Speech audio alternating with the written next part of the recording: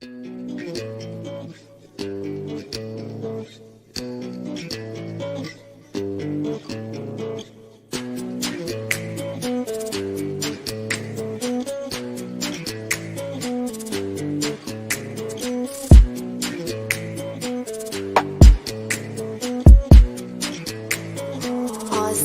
production.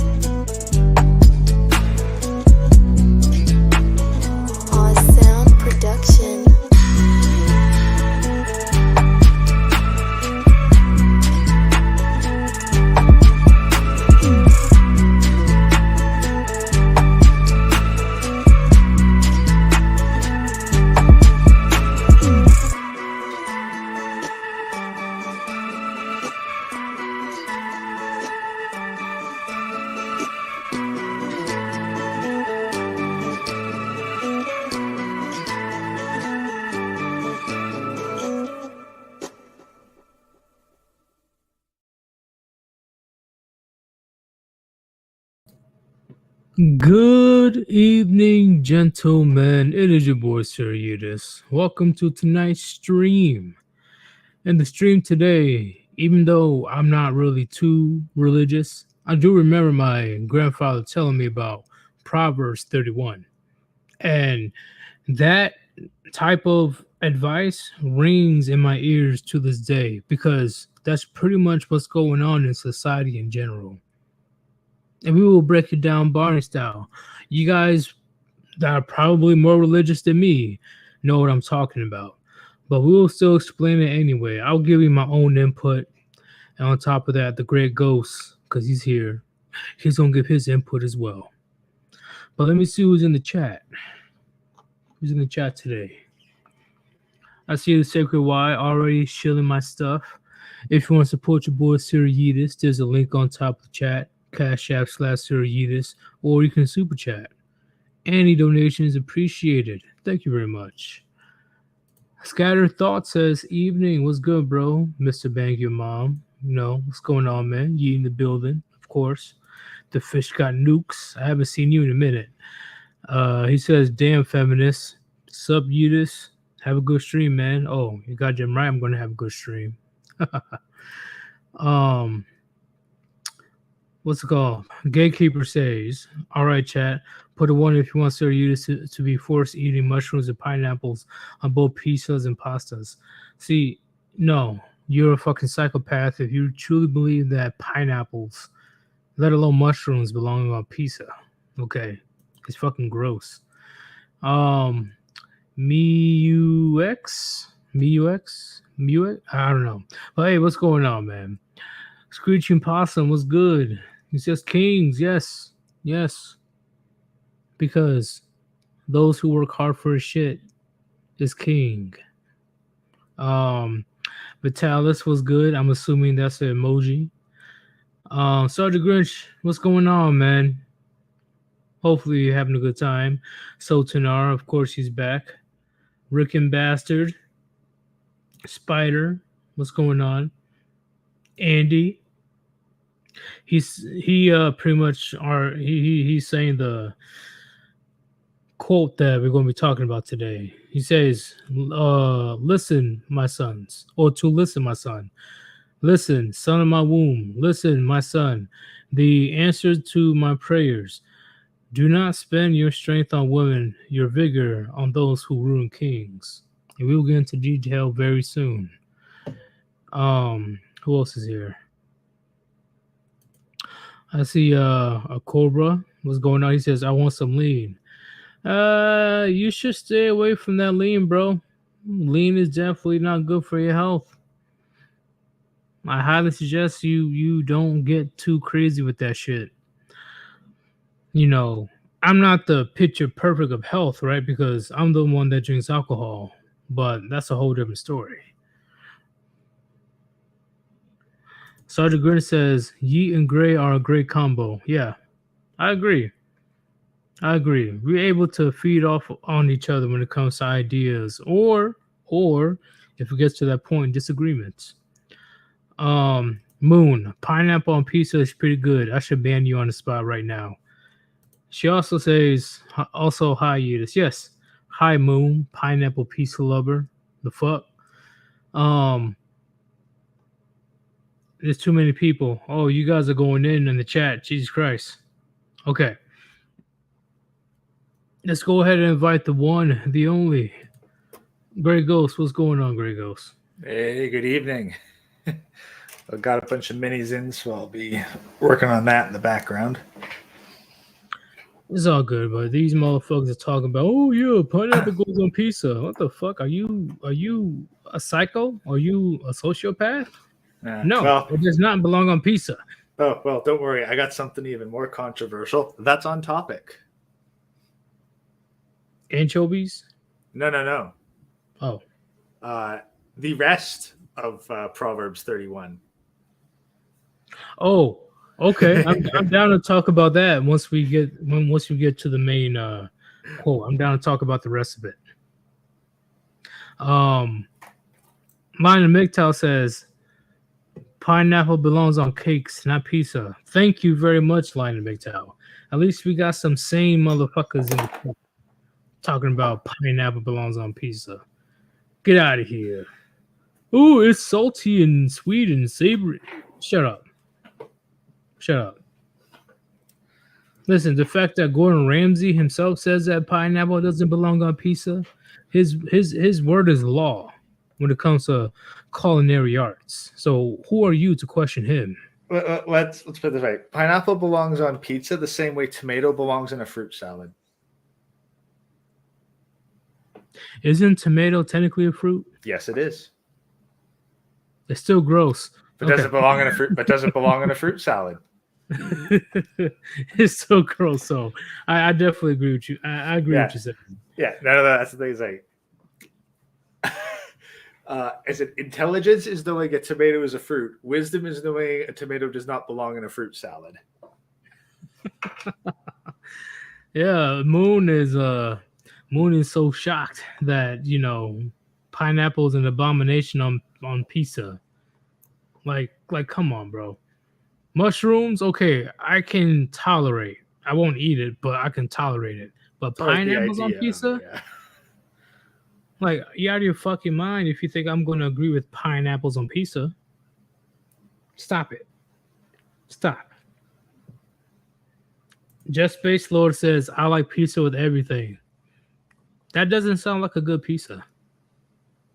You have to, there's certain combinations you have to put on pizza to make it delicious. Not everything can be on pizza. Yeah, like, what, are you going to have chocolate sauce and jelly beans on your pizza next? Oh, shit. Okay. Now that I think about it, that's gross. But Lina MGTOW says beef and green peppers only. I do the exact same thing, Lina MGTOW. I literally do the exact same thing. And I have some hot sauce on the side if I want to spice some shit up on the pizza. It's perfect. It is delicious. Let's get into Proverbs 31 because we will talk about pizza toppings for an hour if we listen. The chat wants to challenge me on some pizza crazy shit. Like I don't know why you guys want to come up on me talking about you react like this on a goddamn pizza. Because you react like this every single time they say pineapple on pizza. It's stupid. Right along with mushroom. Yeah, fight me, bro. Yeah, I don't give a fuck, chat. But let's go ahead and do the Proverbs before. Oh, wait a minute. Oh, shit. Before I begin, I got a super chat from Jeff Space Lord. He says, Proverbs 21:19 is what I live by. And just because you gave me a very generous donation, we will definitely look at that Proverbs after our conversation about Proverbs 31. I will definitely look it up. It's a familiar one, I can tell you right now. Okay, like I'm not the most religious, but once again, I'm down to learn. I'm definitely I'm on board. How you say? Whether you're religious or not, you can't say that the Abrahamic text at least gives good advice. If you get what I'm saying, like even if you don't believe in God, the things that you can learn in the Torah, the Quran, or the Bible is some very sensible advice. So you can read it like it's a Greek mythology and all that shit. It will still give you great life lessons. Let me go ahead and bring this bad boy up. Damn, I can't do shit today. Hold up. Not invite. What are you doing? What are you doing? Okay. Do you see it? Yeah. All right. I am going to read this right quick and then give me your opinion on this. It says, give not thy strength unto women, nor thy ways to that which destroyeth kings. I know there's more to this. Do you want me to read the rest, or we can focus on these two and then get into the rest? Okay. Well, what's your opinion on the first sentence? What do you think? Well, I think right away, yes. It's basically the complete counter to most of modern society, because modern society says, like, essentially is saying, hey, men, you exist to serve women. Like everything you do, we are going to take your power and give it to women. Agreed. But I'm sure. Oh, what's up? But here's where it gets kind of curious, because it specifies kings.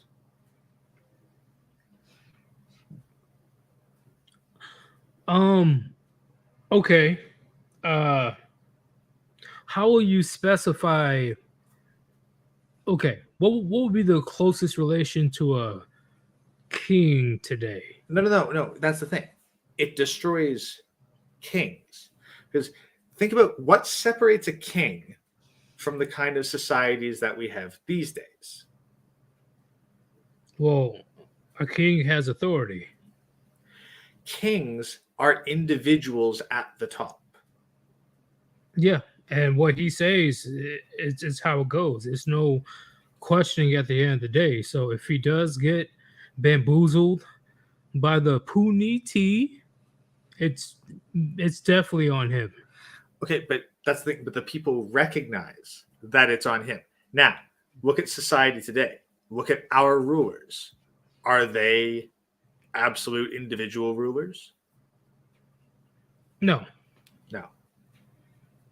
but I will say the closest that I can relate when it comes to this quote is, yeah, I'm gonna say it, men of value.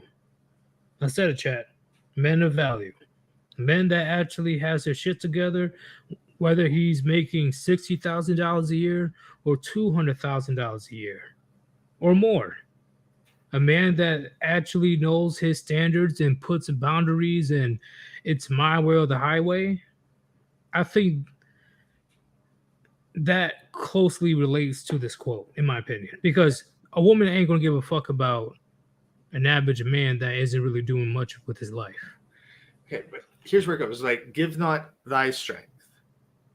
Because conversely, if you want to destroy a king, give his strength to women. Yep. I see it happen all like we see it happen all the time.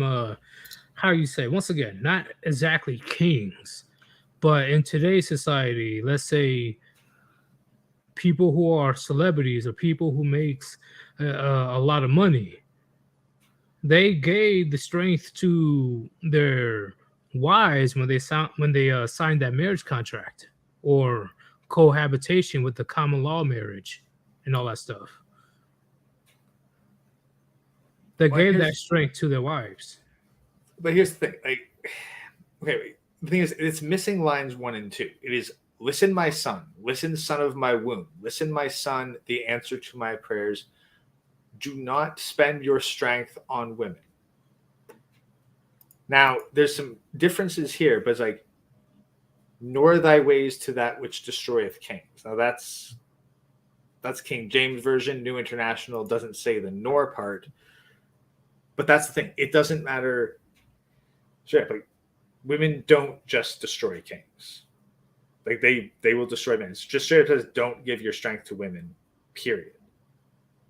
Oh no, that's true. I'm not saying that that's not the case, but I'm saying that the men that actually have something of value about themselves, they have to deal with that a lot more than the average or the below average man that's not really doing anything in their lives. Because no woman's gonna be looking their way in the first place.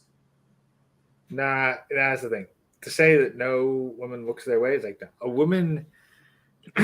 that is true in the modern day, but keep in Yeah, mind, I'm speaking modern. even the average man is superior to most women on an individual basis. But what I'm saying is, okay, actually continue because this is going to take me. It's going to take me a minute to actually put this together. Yeah, it's going to take a while. So the thing, like, it's not just like, hey, kings will be ruined by women. Now, like, we see that, but like, there are average or even below average guys who give their strength to women, and not just their assets, but their mental strength, their fortitude, their value. They use a woman to judge that, and it destroys them. It cripples them. Anytime a man puts a woman above himself, he is essentially committing slow Canadian healthcare. So would you get to the point where you're talking about OnlyFans, where a bunch of men they're literally like putting 24/7 attention on this woman and giving all of his resources? I wouldn't say OnlyFans is fucking 24/7, dude. Okay, A dude not pays 24/7, literally. Like, dude, like, think about it. OnlyFans. OnlyFans is a great deal for guys. Like, think about this. If we go back just prior to the internet, or even old school internet, think about how much Playboy magazine cost you per month. I don't. I personally don't know, but I guarantee you it was more than $5. yeah, but at the same time, there's plenty of men that give out extra donations in order They to can, get I guess they, noticed. but that's again, you got to look at the percentage. Is like sure, there's some men that do that, some men that play the fucking ultra giga simp, but is that every single OnlyFans guy, or is the majority of OnlyFans guys ones who just drop $5 a month for some titty pics? Majority of them drops $5. Yeah, so like we can't really take the worst examples of men and say that like the worst examples of the OnlyFans supporters and say that that is all the guys on OnlyFans now. But I will say it's not like 90% of them are paying for $5. I will say there is a good chunk of men out there. Unfortunately, they get no play. They get no puniti. And the closest type of connection that they will get is with an OnlyFans girl. They will throw everything her way in order to have some type of like, oh, notice me. And guess what, Yeet? I'm willing to bet that no matter how much they throw at that woman, that is still less than they would throw at an actual physical woman that was messing with them. Agreed. I'm like, let's be honest. What are you more likely to spend money on? An OnlyFans girl or a real woman who's paying attention to you? Wait, me? Just average, just men in general. Oh, well, okay. Okay. In 2023, I would say OnlyFans girl. Really? Wait, Has an girl. OnlyFans girl Wait. ever? When has an OnlyFans girl just taken a dude's paycheck and then given him an allowance? That never happens. Never happens. That's even possible. But does that happen with real life interactions with women? That yes. Yes, it does. But what I'm saying is, there's more and more men. I think is going to get bigger in the future. Literally doing their best to have that. If you guys aren't weebs, I'm just going to say it. Have that notice me senpai mentality. So, well, what I'm saying is, they're throwing everything. But you are comparing it to a man that doesn't use it. Period. What you are not comparing it to is a man in a committed relationship. I did watch a video that one female called Bad Barbie today actually. I don't know if you guys know who she is. She's that Catch Me Outside girl. Yeah. Okay. She said that her big demographic of her fans are the ones that are married. Yeah. Which is, I'm not surprised. Yeah. But this is still pretty crazy, you know. So that's the thing. So these are guys that are throwing their fucking money away, period.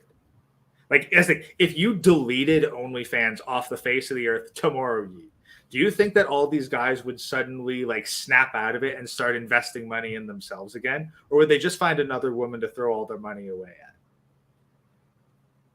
They'll find another website. No, woman. I agree. Not website, woman.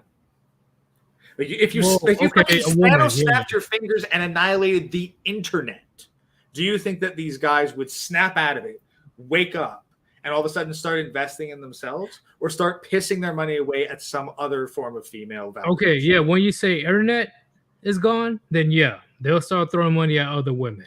But when you say OnlyFans is gone, they'll go to a different website. Yeah, no, you snap away the fucking internet. These men can't be saved. OnlyFans isn't the problem. These men are fucked and lost, period. So what do you think is the main, before we continue with the Proverbs, what do you think is the main reason why this is happening? With men just going balls to the wall, paying $5 a month or throwing everything at these women online. Why do you think that's the case? Hoflation, straight up. Hoflation, huh? Men gotta work harder to get worse women. Like So I say know what hoflation is. yeah. Well, just clarify for a second. Okay, let's say this. Let us say this that you're addicted to cigarettes. All right, just as an example. Yeah. And what you find is that as the years go by, the cigarettes get shittier and shittier and shittier and more and more and more expensive. What you're going to find is men will break into two groups.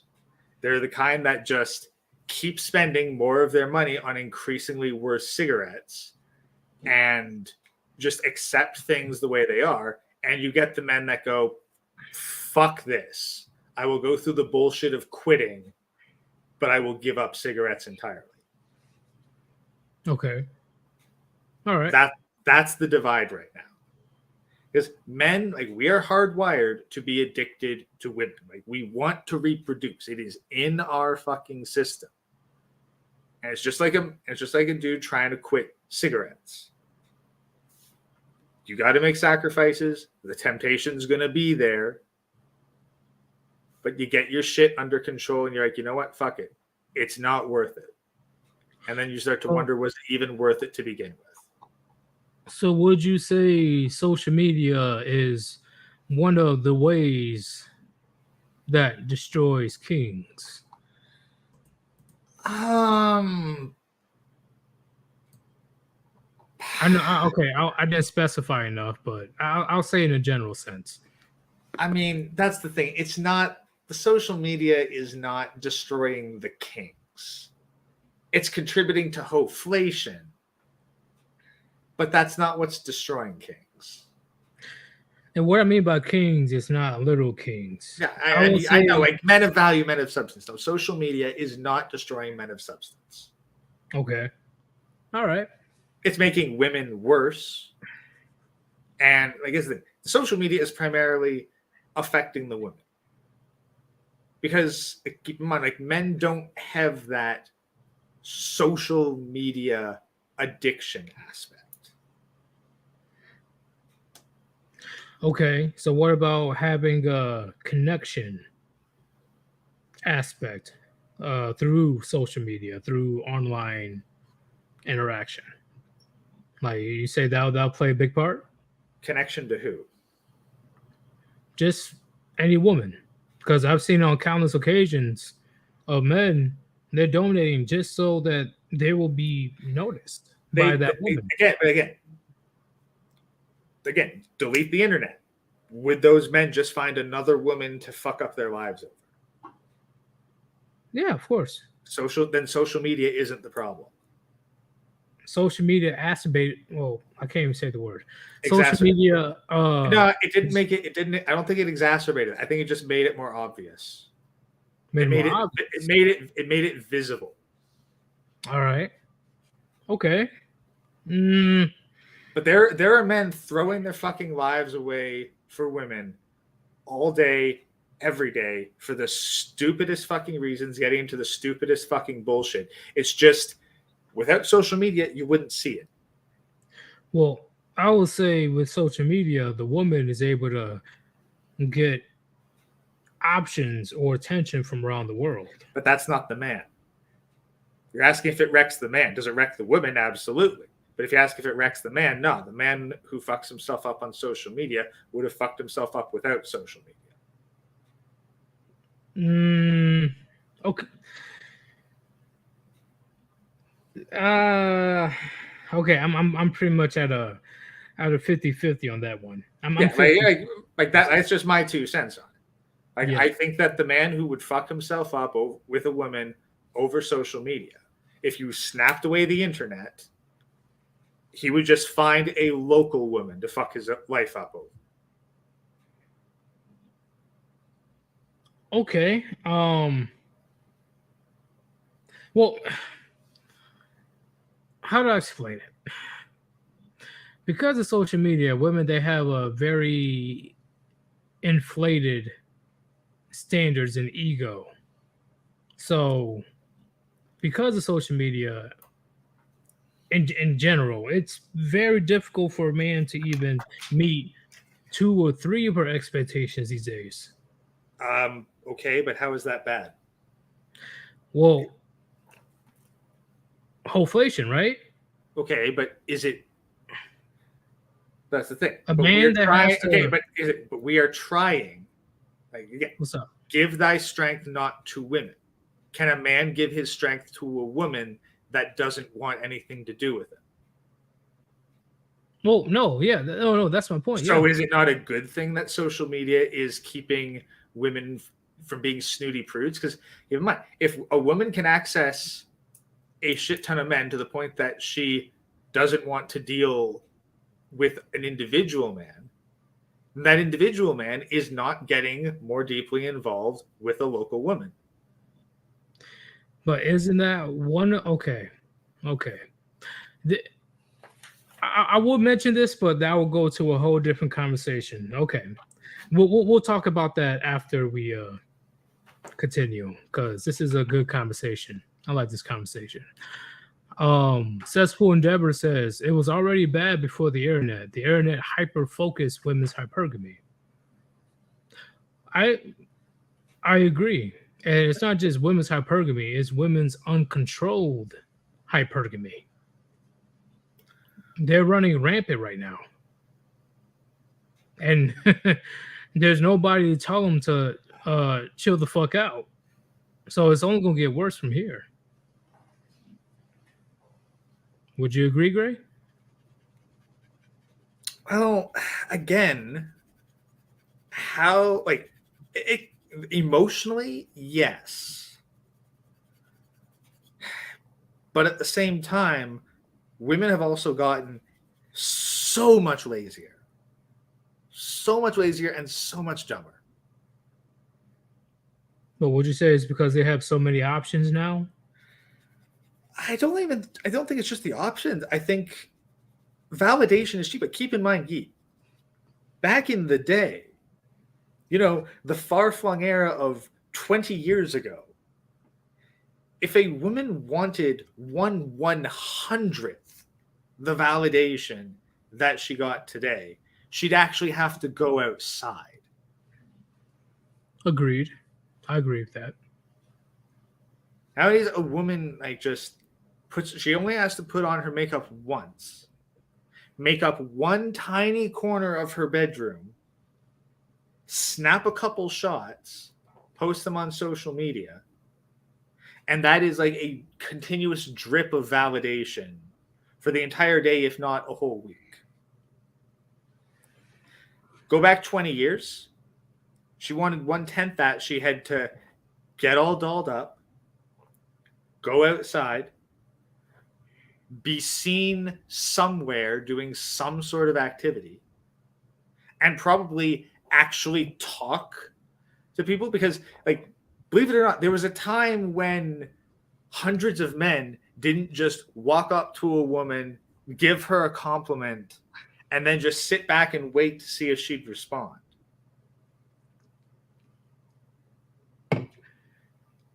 I agree. Like, if you think about sliding into a woman's DMs, that's basically what you're doing. The real life equivalent would be walking up, giving your pickup line, and then sitting back and kind of waiting for a couple of days or whatever, or just going up and handing a woman your number and walking away. Yeah, I was one of the last of my generation that actually had to put effort. Now it's more effort. Well, that's the thing. It makes sense to put in effort, in a physical space when the woman's going to, kind of have to interact with you. Because if you go up to a woman in real life and say a line to her and she doesn't respond, like she just kind of looks past you or doesn't even look in your direction, she is rude. She is breaking that social contract of interaction. Yep. And so you get that kind of negative experience, like, oh shit, what a fucking bitch. Yeah, that doesn't happen with social media. Agreed. Don't interact with her unless you're paying her money. That's pretty much how it is these days. Yeah. But that's Oh, so the difference is that women nowadays, they are lazy because so they don't go out and interact with men in real life unless they're looking for some physical interaction. yeah, and unfortunately, for the last 5 years, I would say 5 years, it's usually the middle-aged women that are hanging around the clubs and the bar. I don't really see that many young women going out trying to have a good time. It's usually the women that are desperately trying to get attention. And one time I was very uncomfortable because I literally had a middle-aged woman try to hit on me at the bar. I was like, "Hey, go away. Why Plus, you?" that's because the fucking like younger women, they can get guys like to go and pick them up and drive them around. Ain't no one fucking getting in their vehicle and driving out to pick up a fucking 30-year-old woman. Oh, not at all. Not at all. And I was just trying to drink my drink, man. I was just, vibing, it's 6, 7 o'clock at night, watching TV, see if there's any like football or any TV show that's on. I was vibing at the bar. All of a sudden this middle-aged woman just swoops in out of nowhere, trying to riz me up, as kid says. It's funny because that's the exact shit that women used to complain. Men were like, "I'm just going out to have a fun time with my girls. Why can't these men just leave me alone? I'm not there to be with them. I'm there to be with me." It's like, all right, women, turnabout's fair play. Back the fuck off. If a man is not giving you choosing signals, don't approach him. Yeah, I'm like, I'm here by myself. I don't have the homies. I don't have no bitches. I'm here by myself for a reason, so I can drink by myself. I mean, But of personally, course, I don't use the bar for that. I just drink at home. But I know, but I just want to, because I don't pay for cable and all that stuff, so I just go there to see if there's any type of sports or anything going on. But the middle-aged woman, she couldn't take no for an answer, and man, that was so awkward. Ugh. Like, all right, that's Chad. only Hey, Chad, chill out, bro. that's only because you can't go. Ew, get away from me, you creep. Yeah, I can't. Yeah, I can't even say that because I will be in the wrong. I will be in the wrong, even though she's like what 15 years older than me or something like that. Like, bitch, like get out of the way. Yeah, Three or four.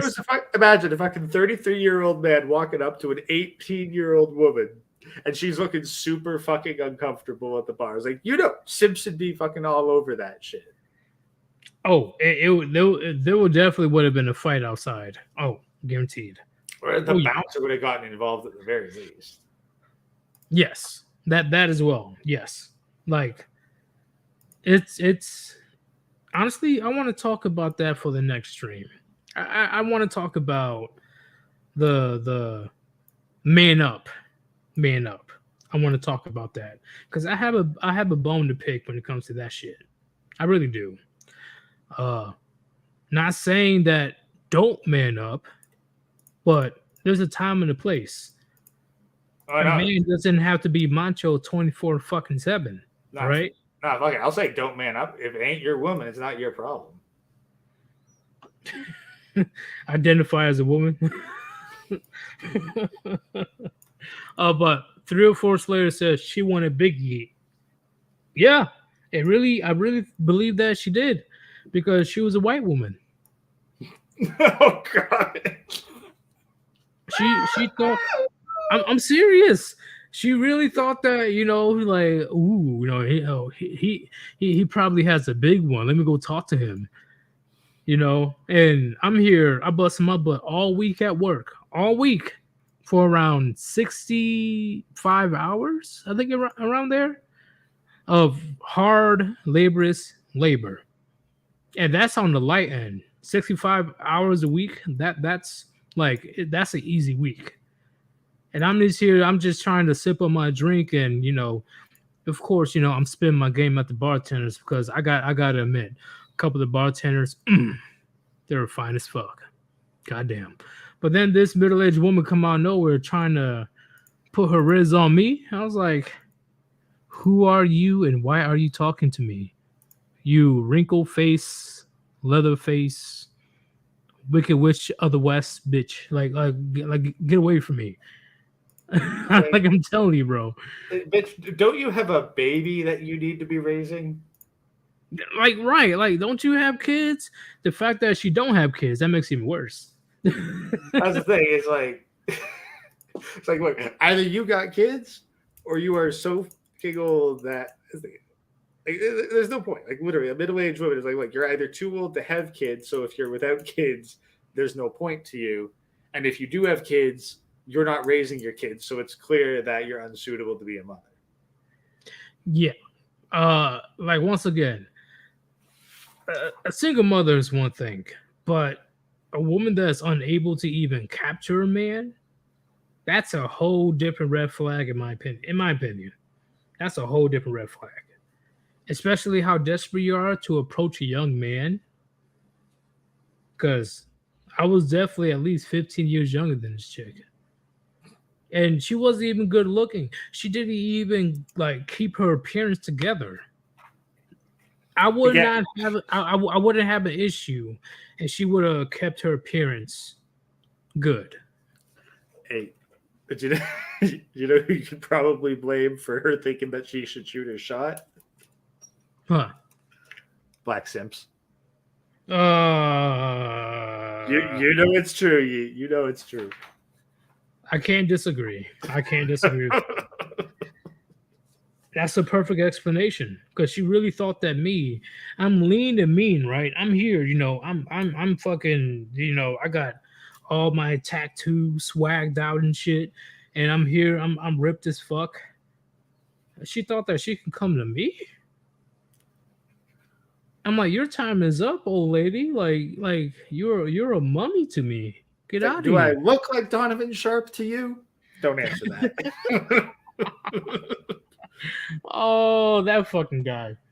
Um, but at the end of the day, man, like once again, if she actually did her best to hit the gym like a motherfucker and actually try to keep up with her appearance, then I would not have made that much of a big deal.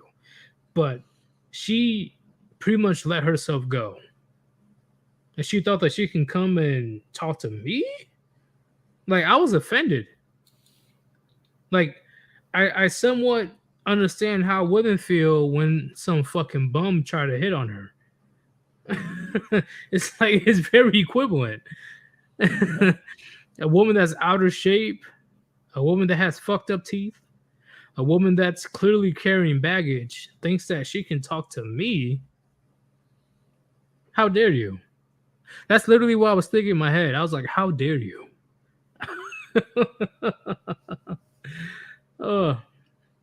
Okay, you guys are going crazy in the comments. Okay.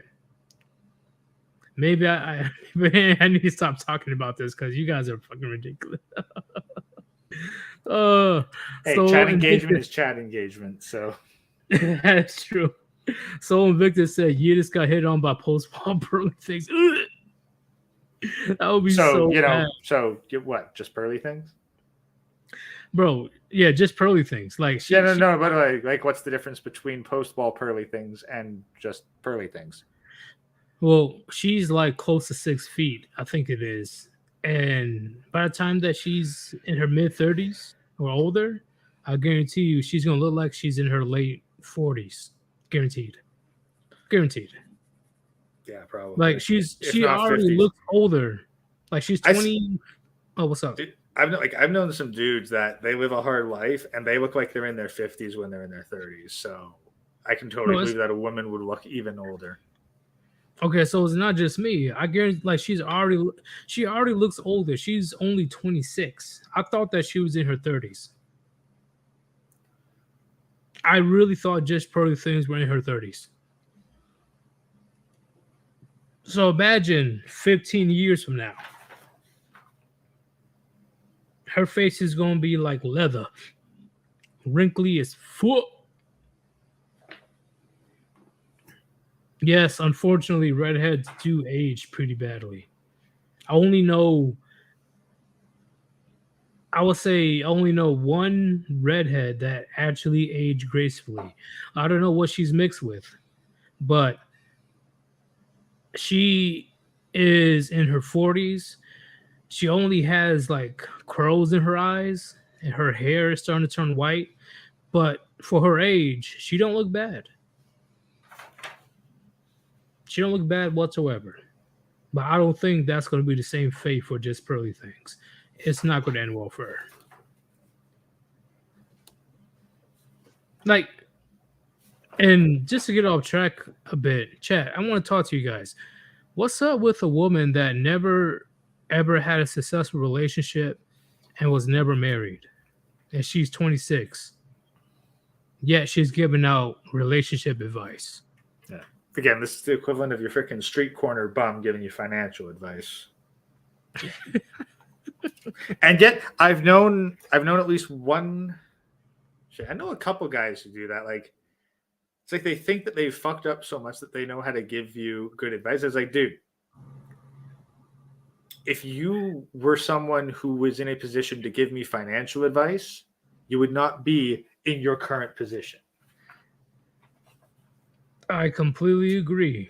And not gonna lie, I'm sure you dealt with it before, but it's very annoying when people that have no idea what they're talking about, or they failed on multiple occasions, they try to school you on that subject. Well, here's the thing. Like, I will tell, like, I've made several failures, and I will tell people, all right, guys, this is where I fucked up. So this is something to keep in mind if you're going to try the same thing. It's like, if you're telling people pitfalls, then it makes sense. It's like, yeah, here was my fuck up, here was my pitfall, here's my advice to you. But if you're trying to tell a dude, here's what you do to succeed, when your track record is failure, is like, dude, you don't know what success. If you knew what success was, then why aren't you doing it? Oof, that is a burn.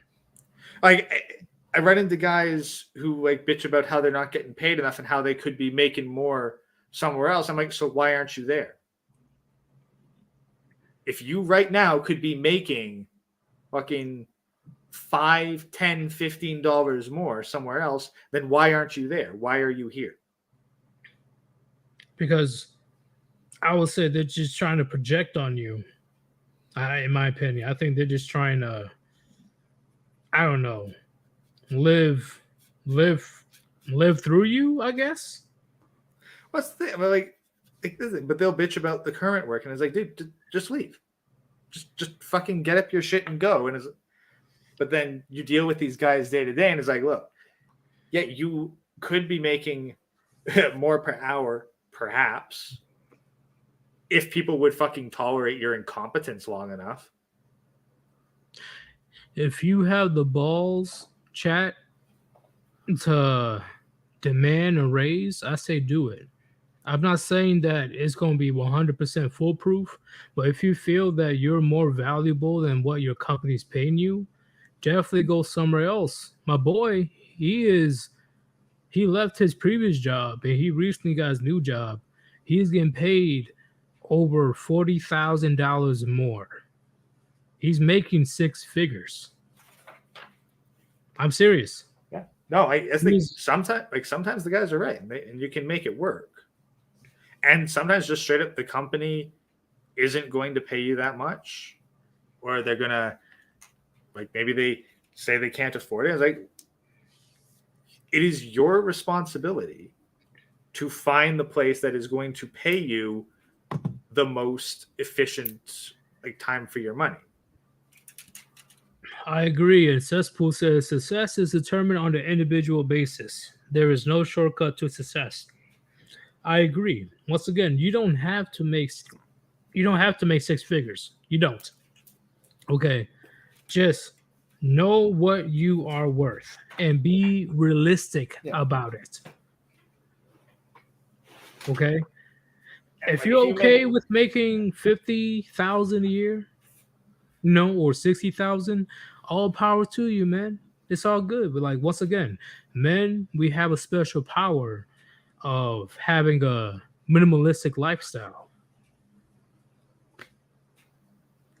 What'd you say, Gray? Minimalist in terms of what you spend. But keep in mind, like I know that I could be making more than what I'm making right now, but I've seen what that costs in terms of time and scheduling. Like, it's like, how much do you value your time off of work? How much do you value your freedom and mobility and flexibility?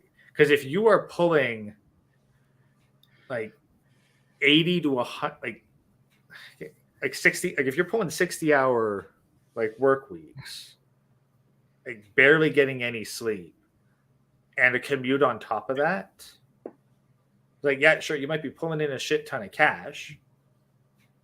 What are you spending that on? Why do you need that much? I completely agree. You know, it's fine to want that much, chat, but let's keep it real. Majority of us don't need 6 figures if we're just by ourselves. Hell, even if you have a family, in my opinion, you don't need 6 figures. You don't need it. But it's a bonus, it's a plus. Well, let's be honest. 6 figures is more so to like keep the woman happy. Like I was straight up asked the word. For some reason, my coworkers got on the subject of, hey Gray, like, what's your type of woman? And they were fucking shocked when, like, I wasn't listing off like fucking hair color as a preference, and it's like, guys, these are my requirements. Like, this is what I'm looking for in a woman. Like, if I could find these, why the fuck would I care about hair color? I don't give 2 fucks about hair color. Yeah, but it blew their fucking mind. They were constantly trying to bait one way. They're like, oh, so you like redheads? Oh, so you don't like redheads? Like, oh, so you wouldn't turn away redheads? That must mean redheads are your favorite. It's like, guys, fucking hell, you guys don't listen. It's like, oh, I could set you up with this cute redhead. Like, she works in the pass. Yeah, and chat, once again, I'm not saying there's no good women in the world, but we don't focus on the hopeful factor, okay, the hopeful mentality, because like what I said before, finding a good woman in the West is like finding a raindrop in the ocean. Yeah, it is beyond it's difficult. It's like, what are the odds that you're going to put a glass of water into the ocean and be able to drink from it without getting sick? Exactly. Just imagine, I was like, take a glass of water, dunk it into the ocean. It could be fresh water. It could be fresh, clean water. You're going to drink it? You're going to down the whole fucking thing? No, you're fucking not. Agreed. And at the end of the day, whether she's a good woman or not, you don't sign that government contract. You don't. No, and that's the other thing. Like this one dude fucking said, like, oh yeah, it's all about her personality. You think you value her personality? Like, dude, her personality is fucking flexible. Just because she acts a certain way when we meet doesn't mean she's going to continue acting that way the rest of her fucking life. Shit, her personality comes like 3rd or 4th. First off, what does that mouth do? That's my big question. Actually, this was a question that I realized later that I would ask some of the guys.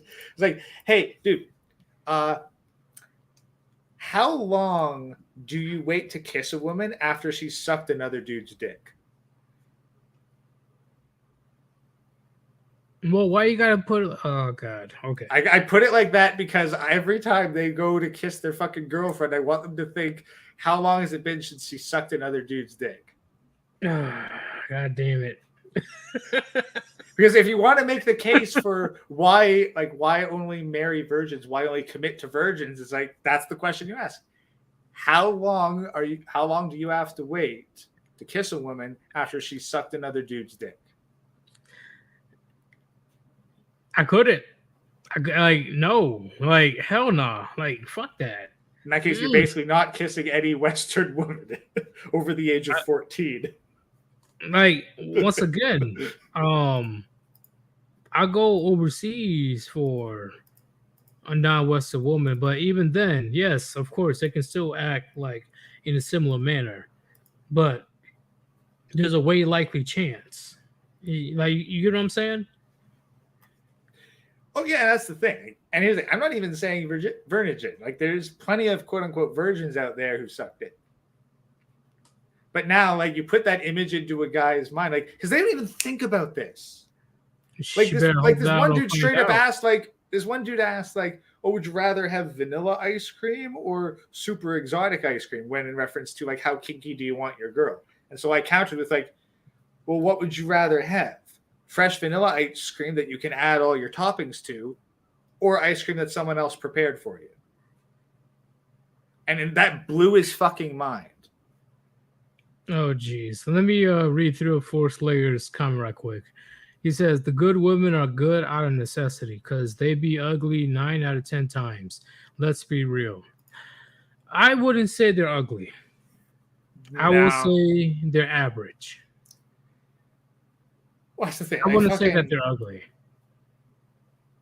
yeah, like okay, like a good woman who is only ugly because she can't get it is like, nah, dude. You look at her fucking internet order history and find out that she's on the Bad Dragon newsletter. That ain't a good woman. Like, you gotta understand, if a woman is ugly, she's fucked. That's the difference between men and women. If a man is ugly, okay, he's ugly as shit, but he can make up for his ugliness with other traits, But here's such the thing: as like, what oh, does it what's even up? take for what does it even take for a woman to be ugly? She will have to be like goblin, like ugly, like pretty fucking ugly. Like, because once again, Okay, but you got to think like, okay, ugly is a very broad spectrum. Like a woman who is ugly because she is fat, that is a personal choice, and that says a lot about her personality. I could never date a fat woman. Sorry. Now, a woman who is ugly just because of like severe, like she lost the genetic lottery hard. It's like you want to get with that because that's half of your kid's genes right there. Agreed. But of course, it's the man's fault, right? For having preferences. Dude, but I'd be on fucking caring if anyone says something's a man's fault because it's like, oh, it's the man's fault. Yes, I know it's the man's fault because we're the only ones who can take responsibility for anything. Nothing's ever a woman's fault because they're fucking powerless, brainless sheep. All right. So it's never their fault. Like I said, anyone who fucking says that to me is like, look, fine. Yeah, women have no fucking agency or accountability. They're free range cattle. So they can't ever be at fault for anything. But okay. It's probably just me. It's not just how she looks. It's her personality and it's her attitude. Like, have you ever dealt with a woman that you're like, yeah, she looking good as fuck. But when she opens her mouth, you're like, what the fuck? I went through that. Honestly, normally I don't even fucking bother. Like I kind of get a read like early in advance, and I just don't fucking. Have you ever been through that before? Where the woman is like, she's looking all right, like okay, don't let me see what she's talking about. But when she opens her mouth, you're like, oh my god. Like, how you say, masculine and combative women. That's one of the biggest turnoffs, in my opinion. When she says bro or dude or the N-word. Yeah. Keep in mind, we got different demographics here. I haven't been up there yet, but I will. I will find out. Yeah. So, no, like honestly, I'll I send haven't. a video to you, bro. I will send a video. No, Like, I think I believe it fucking exists. Like I believe it exists. I'm not denying that shit's real. But I'm you're in asking if Vancouver. She said it. like, I'm. You're asking if I personally have dealt with that shit, and the answer is no. Oh, never dealt with a woman that says dude or bro?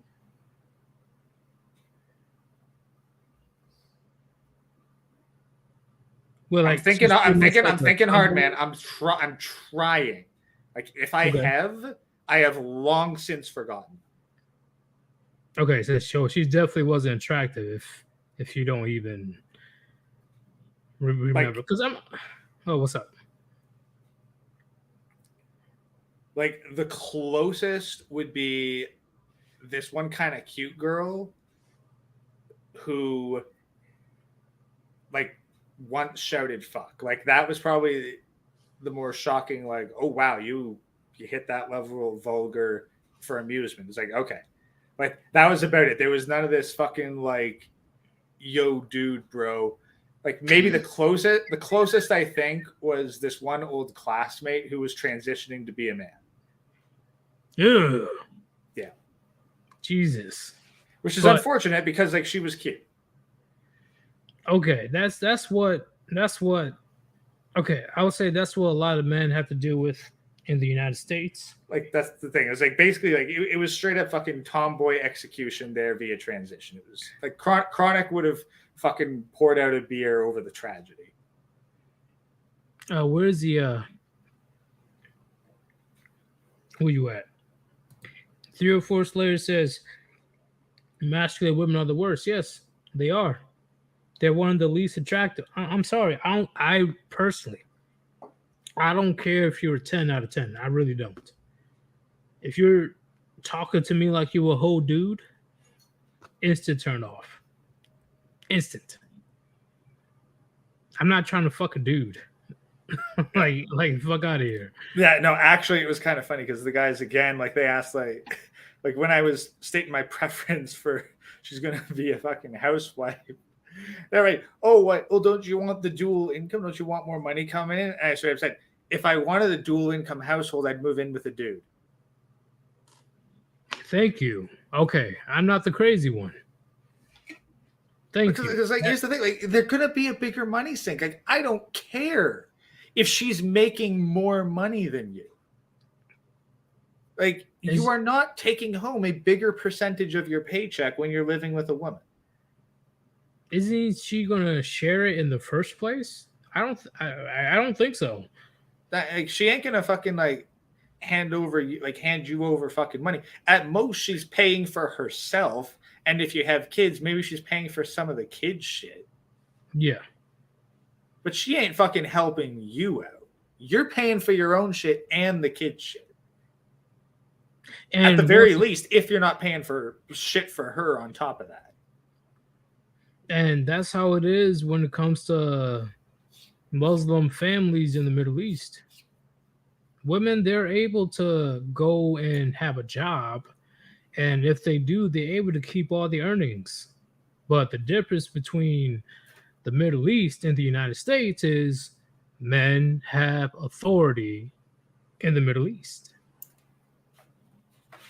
That equalizes everything. Yeah, go ahead and go to work and do whatever you want to do, blah, blah, blah. But I'm still the man in this motherfucker. And she and she should respect that if she's married. No, and like, let's be honest. Like, a man having authority is like the man has the power to say no to a woman without the government coming to take his shit away from him. See, that's the beauty of the Middle East. But like, that's as simple as it gets. Like, because it's like, I'm gonna figure like, oh, the man's gonna be controlling. It's like, no, the man just has the ability to say no to a woman. Yes, like such a low fucking bar. Over there, because imagine if it was flipped, or like literally the woman was not allowed to say no to the man under any circumstances, or the government would come and force her to comply. Oh man, it'll be a fucking uproar. Yeah, it'd be a fucking uproar. But when a man can't fucking say no to a woman, basically legally. And once again, personally, I'm not against a woman working. I am. But no. But I'm not against a woman working after the kids are of age. And what I mean by that is when the kids are like teenagers or something like that. At that point,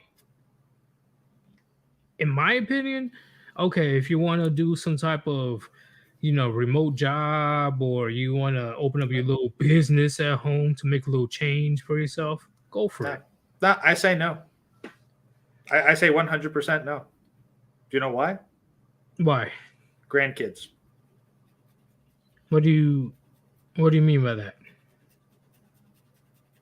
I want her. Okay, here's the thing. Who do you think is more valuable? A grandmother who works, or a grandmother who can assist the new mother in raising the children? Well, raising the children and grandchildren. So why the fuck do you want a grandmother to be working? Well, once again, it depends on the woman that I deal with in the future. I personally do not want her to work, but once again, if she's talking about, oh, I want to, do this and do that. Once again, under my supervision, yes, No, I get a would say, hobby. No, that's the it's called a hobby. And I am 100% for women having hobbies. I see the consequences of women well, I'm not saying in the having Middle hobbies. East, they're not. Once again, they're The they're Middle not. East is succumbing to feminism day after day after day. They are not the fucking Well, say ideal that to the role model. Taliban. Does the Taliban allow women to work? Or is that a different Middle Eastern country not controlled by the Taliban? Well, what I'm saying is, right now, the Taliban is still trying to get their shit together when it comes to the government to this day. So right now, at the moment, no. But when shit gets stabilized, let's see what happens in the future. Okay, look, wait. If the Taliban lets women work, then the Taliban just kicked the can down the road. They didn't solve the problem. Like they swung back, but they're going to fall. Okay. It's like you reconquered what the I'm saying is castle, but you didn't patch the holes in the walls. Well, throughout the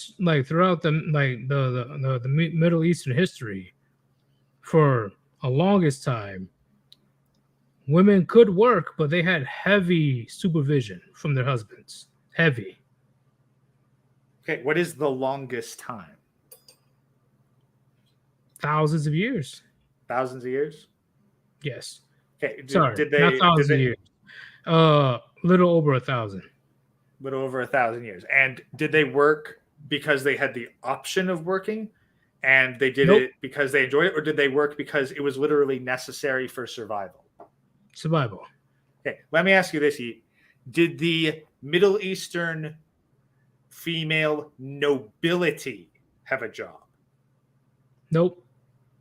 Then why the fuck would a modern Middle Eastern woman need a job? They're not nobility. Like, by the standards of today, they're fucking nobility. well, will the standards change throughout time? Okay, if a woman can fucking turn a knob in her house and get fresh water instead of having to walk outside the city walls to a well and fill a jar, then they are beyond fucking nobility from 1,000 years ago. Well, I agree with that. I'm just saying, will those standards change? Doesn't mean that. No. No. Because the point is, does the woman need to work for the survival of the family? Again, 1950s America, yeet. 1950s America, yeet. One man's income looked after the entire fucking house. You let women into the workforce. But I'm just saying, when it comes to a Middle Eastern, like if you're a middle class household, then no, she does not need a job in the Middle East. She doesn't. And then here's the other thing. So she doesn't need a job. And keep in mind, who do you think's income would be better for the family? The woman's or the son's? Well, son, since the woman doesn't have to share income, she can keep So, everything to herself if she wanted to. So I agree. and here's the thing: the woman goes out and gets a job. Supply and demand. You have now doubled the potential labor force, which means you have cut the wages of man down, which means you have made it harder for men to get work to sustain their families and making them require more women to work to maintain the same amount of income that previously used to be held by just one man working. You let women into the workforce, you are essentially forcing the creation of dual income households. Yeah, I agree. So, no, women shouldn't work, period. They shouldn't. I see what you're saying. I agree. Maybe because I've been raised in a feminist society, I'm more prone to do that. So I see what you're saying. Let's see what happens after World War III. You know what I'm saying? Look, if women got to work because the fields need contending and it's all hands on deck, then sure. Like if you're basic, if you're going to have fucking child labor, then yeah, you're probably going to want female labor too. But if you are in such a luxurious society that you can keep children out of the workforce until they are in their mid to late teens, women don't need to work. Hold up. Give me 1 second. Random Gen Z Bastard said, I don't see World War III happening anytime soon. Well, unfortunately, it's happening. Like we are in Keep it real. Like we are in the preliminary stages of World War III right now. We have we are in global economic conflict with this creation of a new standardization of currency off of the US petrodollar. That is warfare. It's not warfare as how we think warfare is, but economically, this is absolutely warfare. And World War II didn't finish in like a year. World War II was or started in 1939 and it ended in 1945. So the best is yet to come. Actually, you know what? I'm going to pull something up. Like it cannot be shared. I won't share it. No, that's the thing. Like I'm just getting a number. Like I've literally got a folder that is his name. You got some arguments, bro. You got some arguments. Yeah. Oh shit. You know. A gray no. Ever see those Navy ships ran by women? It's a nightmare. Okay, that's pretty funny. Yeah. Warlord says women do women work, men do men work. Okay, I agree. All work is men work. The only work women do is when there are no more available men. Name one piece of work that women can do that men can't do better. Well, didn't back then in the caveman days when men go out and I'm using the caveman days. You mean the whole fucking the gathering berries and shit? Okay, yeah, because that's the thing. Because it was a fucking waste for a man to sit around gathering berries when he could be out hunting. Yeah. But the women do work today. So you're saying right now in our current climate, there's no necessity for women to work whatsoever. No, absolutely not. Okay. I see what you're saying. Well, and when I say work, oh shit, I am talking working for someone other than their family. Like an employer. Yeah. Okay, I agree with that. Humbler Reese, I should have said it right. What are you considering Humbly work? Anything that any labor that one exchanges for money. So, like any work outside of the family, like let me say, if the woman, like let's say she's really good at computers for some reason, and she looks after the house's internal tech stuff. Like she's just a tech whiz. Like she could go work in the tech industry for tech support, but she instead spends all her time making sure that the house and all its tech, like the internet's always running, all the electronics are good on the fridge, the security system is well maintained. Like, is she doing work? Yeah, but it's just for the family. Like if she's maintaining the garden, growing food for her family, sure. Like that's the thing. It was like work for the family. But if she is going out of the house and working for some other man for a taxable fucking job, that is a man's work. It's the equivalent of sending a woman out on a hunt. Agreed. And Dr. Forthwell says women do housework, which is true. But that's pretty much the social contract. Housework for their own family. Because, like, keep in mind, but like if she was going out and doing housework for a bunch of other families, a bunch of other houses, no. A man could do that better. In my opinion, yes. Men can do it much better. Like, I never see, chat, you got to understand, for the last 10 years, in my opinion, women want to complain so much of how hard it is to be a housewife, and they want to be compensated for it. Yeah. Not once I heard a man say the same thing, especially if they're single fathers. And here's the thing. Like, I would not say that World War III started in 1939. Oh, you're talking about World War II? Sorry, yeah, World War II. I wouldn't say it started in 1939. Okay. I would say it started Friday, March 24th, 1933. Is that when Hitler rose to power? Nope. I will send you the article. You will not pull this up if you value your stream. Okay. If you value your fucking channel, you will not show this. No, and I accidentally said his name, so that's my fault. Okay.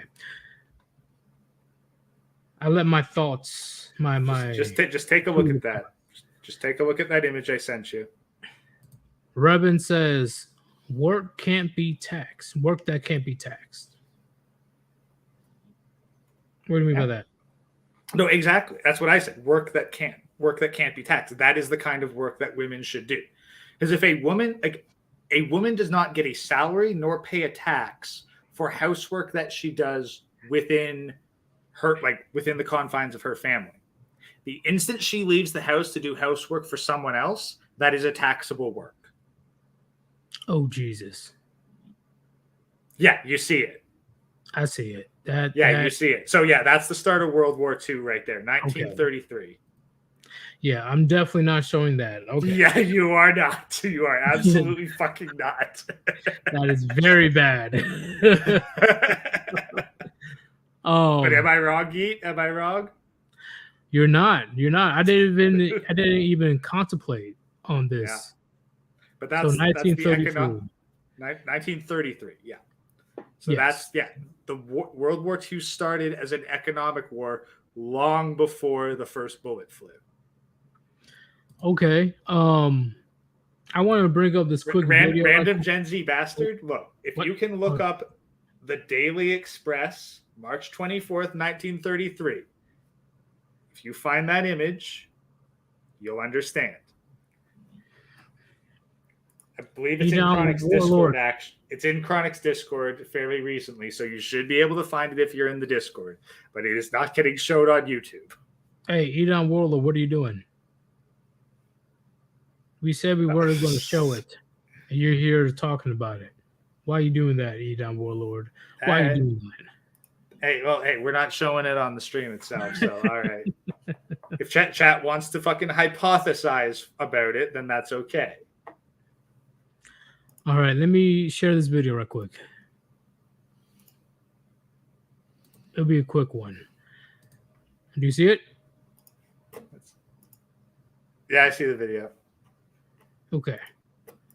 Shout out to Base Chris. If you don't know who Base Chris is, He has a pretty legit channel that he's way more funnier than I am, right? Because you guys know that I'm pretty much the serious one. So if you want to check out his channel, go ahead and sub to him. He definitely brings out some good content. All right, let me play this right quick. In the case of Miller versus Rasmussen, when it comes to 3-year-old Zaylee Rasmussen, it has been determined by this court. Mr. Rasmussen, you are not the father. Wow. Miss Miller. She belongs to the streets. Be respectful. Sorry. Miss Miller. I'm sorry. She cheered. She cheered. Why? Because they're fucking psycho. That's why. But let me Wait, see. there's it's like, yay! I've been exposed as a cheating whore! Hooray! Oh, and this video particularly gets under my skin. It really does. It really does.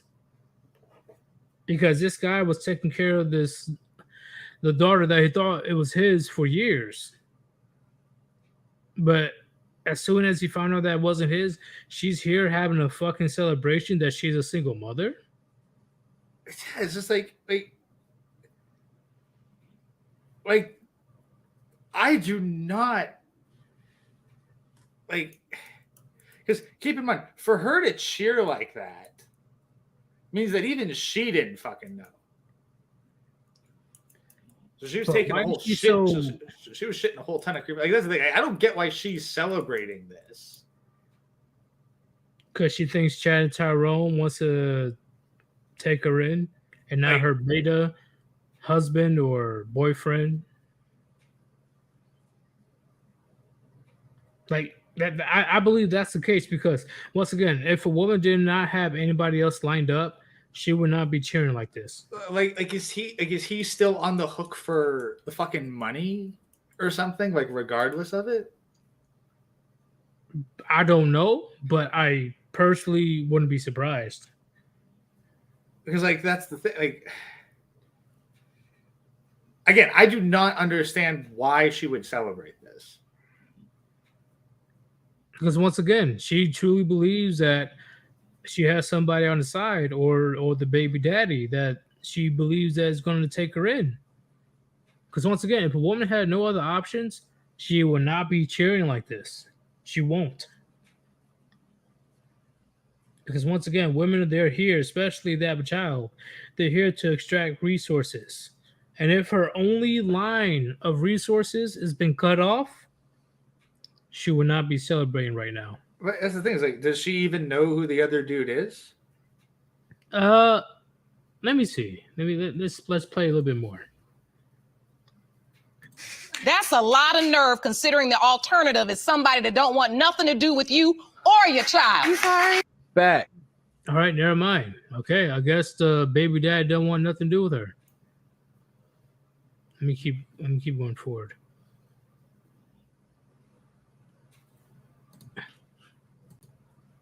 That's a lot of nerve. He's in You pain just right showed now. me where your priorities were right there. I'm sorry. Because I held out hope that you weren't just acting a fool because you so mad at him because he cheated on you that you would cheat your child out of a father. But that cheering you did, what you cheering? I'm a single mother with nobody that loves me or my child. What you cheering for?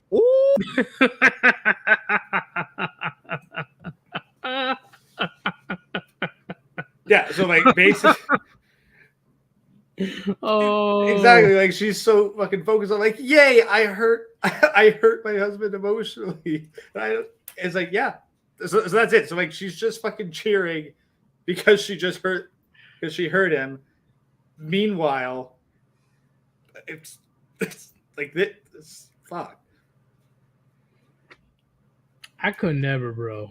I really could never. And this is what I mean by, and once again, I wouldn't say it's the man's fault per se. He does have fault on his own, but at the same time, with the help of the government, she has the strength to destroy kings. I'm gonna fucking If she wanted to. He's not a king. He's not a king.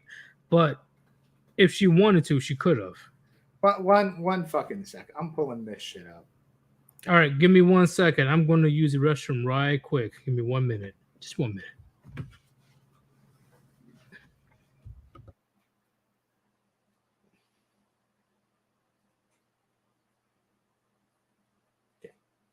Yeah. Okay. So, I guess I can take a look at chat here.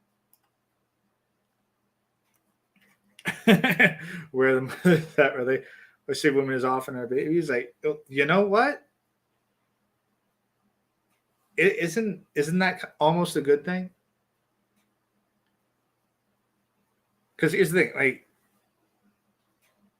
a woman who's willing to off her fucking kids, is that the kind of woman you want to be a mother in the first place?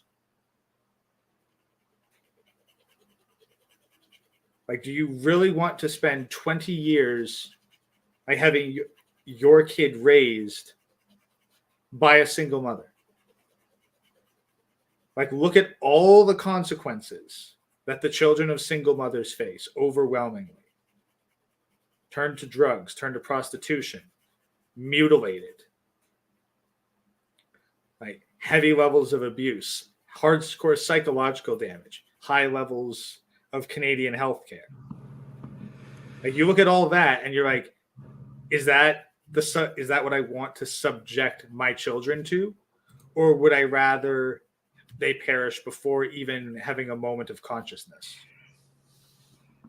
I agree. Because that's the kind of, like, if a woman's willing to slay the child in the womb, then they're willing to do far worse to the child once they exist.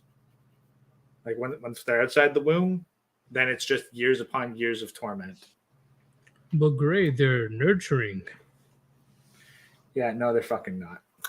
Anyway, let me just pull this up right here. I got way too many fucking tabs open. I don't know, man. When she started laughing and cheering, that sent some chills down my spine. Yeah. Anyway, so here's the thing.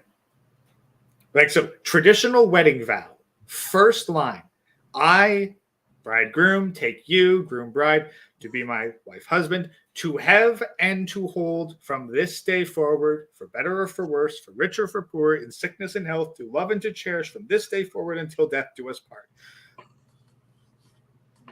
That's the fucking wedding vow right there. Literally, the first line, the first priority, to have and to hold. What's up? Is a man more likely to seek sex outside the marriage if he's not getting any sex within the marriage, or if he is getting sex within the marriage? If he's not. So, for a man to be seeking outside the marriage, the wife has to be breaking the part of the wedding vow that says to have and to hold.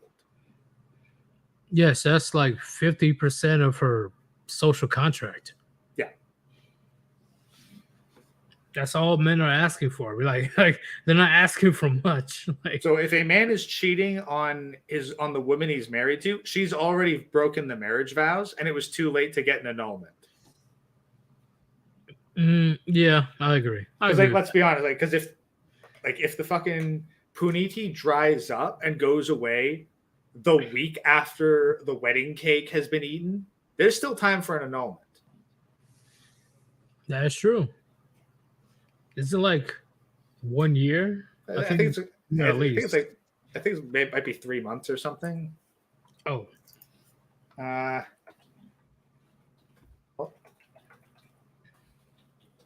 Check that up real quick. I get an annulment. Look up California because it's probably crazy.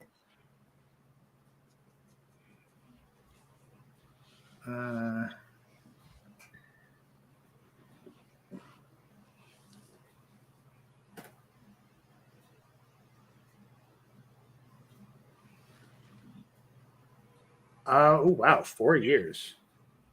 But California is really strict on the requirements. Man, fuck California. Yeah. But okay, but that's still like 4 years. Let's see if there's.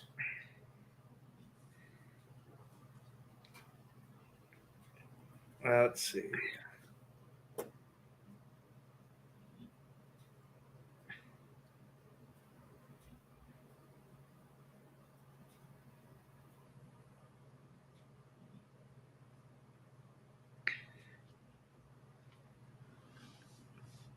You there? Yeah, no, I'm just looking. I'm just looking through.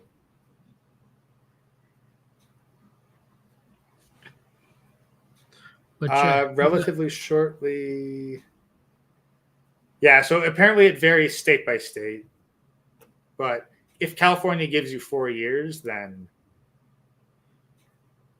Is like- it usually 1 year? again, Or state by state. hold on, let me look at the states. Okay, in Virginia, it's 2 years. So I'd say absolute maximum is going to be 4 years, but right. probably 1 year is a fairly safe bet. Man, marriages, man. It is insane, Chad. I like now that I'm older now, right? I am older than when I was 18, 19 years old. I am so fucking glad I did not put a ring on a model woman's finger. I am so glad. Because the things that I'm hearing from family members and friends when it comes to marital issues and divorce, ooh, I am the luckiest man in the world, in my opinion. All I got to do is look at 2 fucking guys at work. One, he just hands his wife his fucking paycheck. Not even the first instance I said. He just hands his wife his fucking paycheck, and she either buys shit for him or gives him an allowance. And the other dude basically has to ask his wife's permission to buy anything. Like, he literally can't even buy cigarettes without his wife's permission, so he fucking bums them off the guys at work. Oh, I dare. I dare some woman try to pull that BS something. Yeah. Nah. Like, I don't like. It's honestly a good thing that I don't smoke, because honestly, probably try to get him off me. And I'd say, dude, get on your hands and knees, go back to your wife, and beg for your fucking balls back. Tell her to take it out of her purse. Give it back to you. Because ain't no way, as a grown-ass man, some female is going to give me an allowance. Nah. Hell no. Hell no. The fact that I don't even accept that from my own parents that gave me life. What makes you think that you're going to be doing that shit to me? You must be out of your goddamn mind. It's the Simps. I always despise Simps. Always. Here you go, baby. Here's my entire paycheck. Oh, you're gonna buy those Gucci flip flops, huh? Okay, go ahead. You know, I know it's only $400. Like, fuck out of here.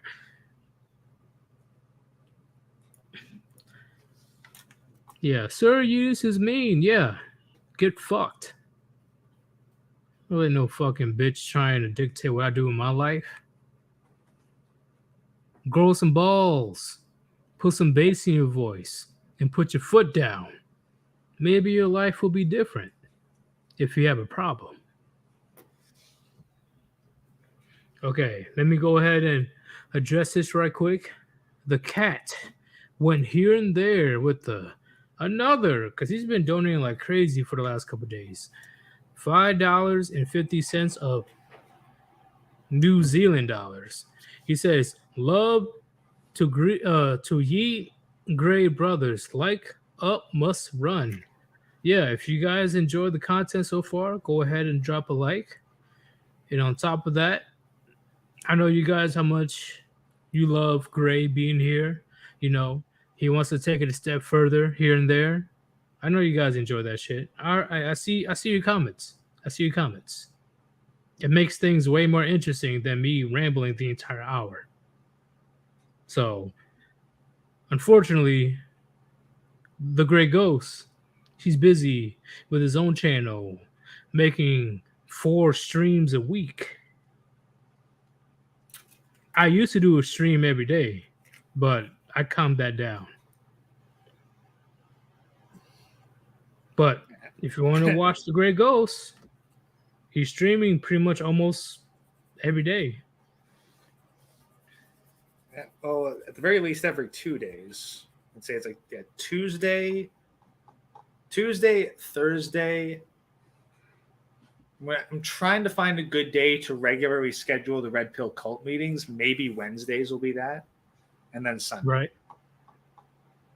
So I'm going to tentatively say Tuesday, Wednesday, Thursday, Sunday. So unfortunately, y'all, unless the Great Ghost is available, we're going to be doing streams once a week. Unless the Great Ghost is available. What'd you say? Yeah, like Mondays I can guarantee to pop in here, Yeet. So Invictus says, we do love hearing your rants, Yudis. Yeah. and then Once again, when I'm ranting. Oh, what'd you say? Yeah. Also on my channel, I've started doing daily music uploads. So I've been seeing that. Do you make it yourself? AI. There's no way I could maintain that kind of schedule, like making them all by hand. So they're all AI, but I am carefully selecting them for quality. The songs go hard. Like, I actually do listen to them. I'm pretty much up at around 4 or 5 o'clock in the morning every day. So I see you upload it. I'm like, oh, Grey Ghost got a new song. And I do listen to the entire thing. Nice. Well, that's the thing. Like, I figure if I kind of get bored or don't want to listen to the whole thing, no one else is. So those songs don't make the cut. Like, I'll go through 15 to 20 songs just to find 2 or 3 that are worth uploading. Well, if there is a banger, do you mind if I use it as a intro or something like that? Okay, go right ahead. I own the rights to all of them, so you ain't going to get copyrighted for them. Yeah, because right now, YouTube is being a pain in the butt when it comes to copyright these days. Yep. Out of nowhere. Oh, your video got a copyright claim. I'm like, what? They didn't even make this video. Yeah. I don't know, man. It's ridiculous at this point.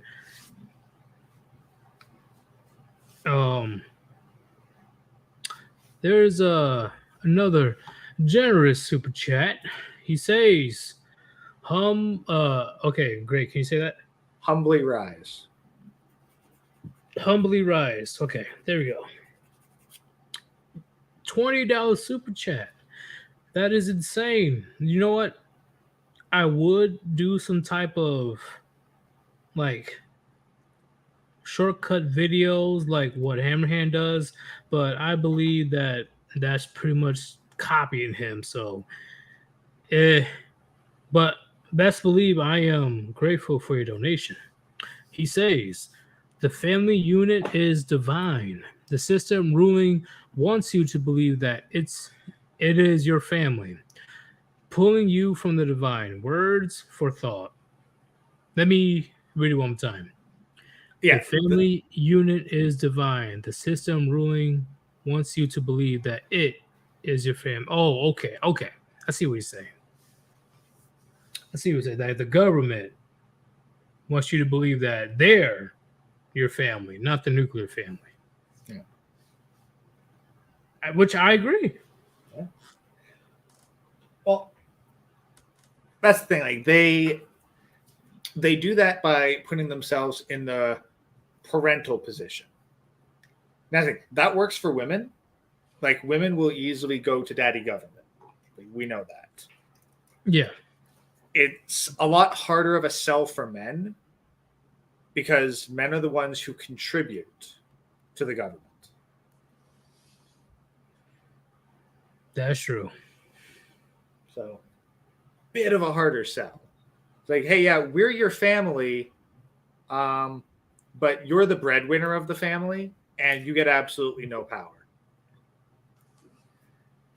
So for women, it's the family, but the government is just content to make men slaves via force.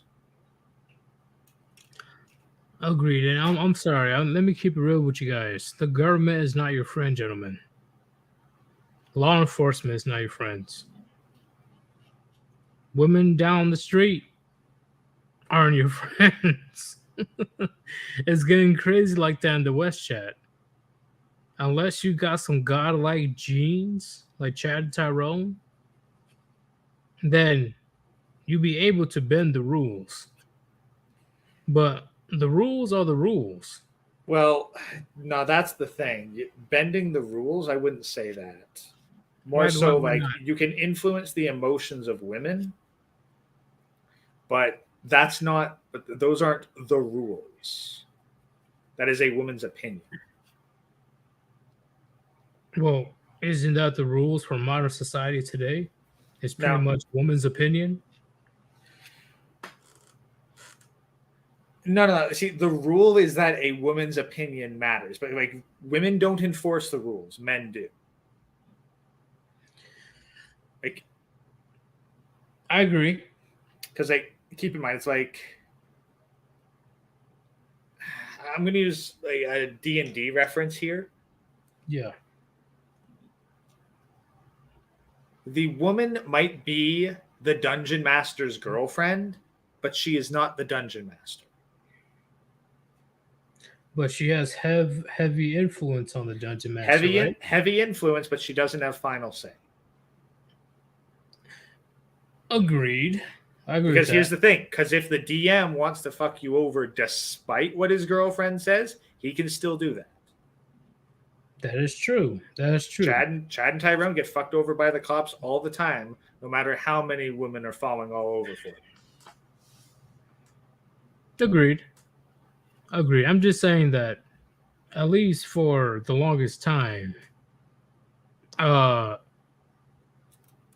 women, they go after the top dog with the not only, they got, great genes, Chad Tyrone genes, but social status, respect, and all that stuff that they Not get like from society.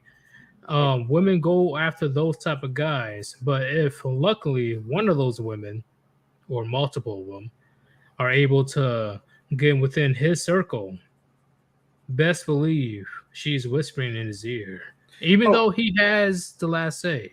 yeah, that's the thing. No, I'm not. But that's the difference between influencing the one who makes the rules and being the one who rules. Like, it's a Right. subtle but distinct difference. But here's the real question, Nate. Who do you think more gets to bend the rules? Someone who's popular with women or someone who has a shit ton of money? Oh, that's a tough question. Someone that's popular with women, in my opinion. Was Epstein popular with women? I do not know, but I will assume no. Yeah. But he got to bend the fucking rules pretty hard.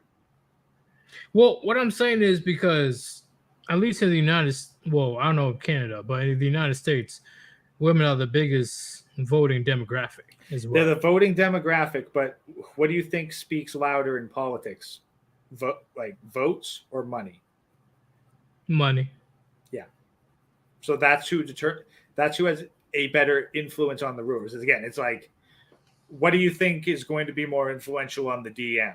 His girlfriend whispering in his ear or $1,000 cash? $1,000, Yeah, $1,000 cash. especially depending on what that money is used for, like the lobbyists and anybody that's in power. So I agree. I agree with that one. Money's going to talk over popularity with women, because I guarantee you there's plenty of people in power who would gladly send a Chad or Tyrone to prison for their own petty revenge. That is true.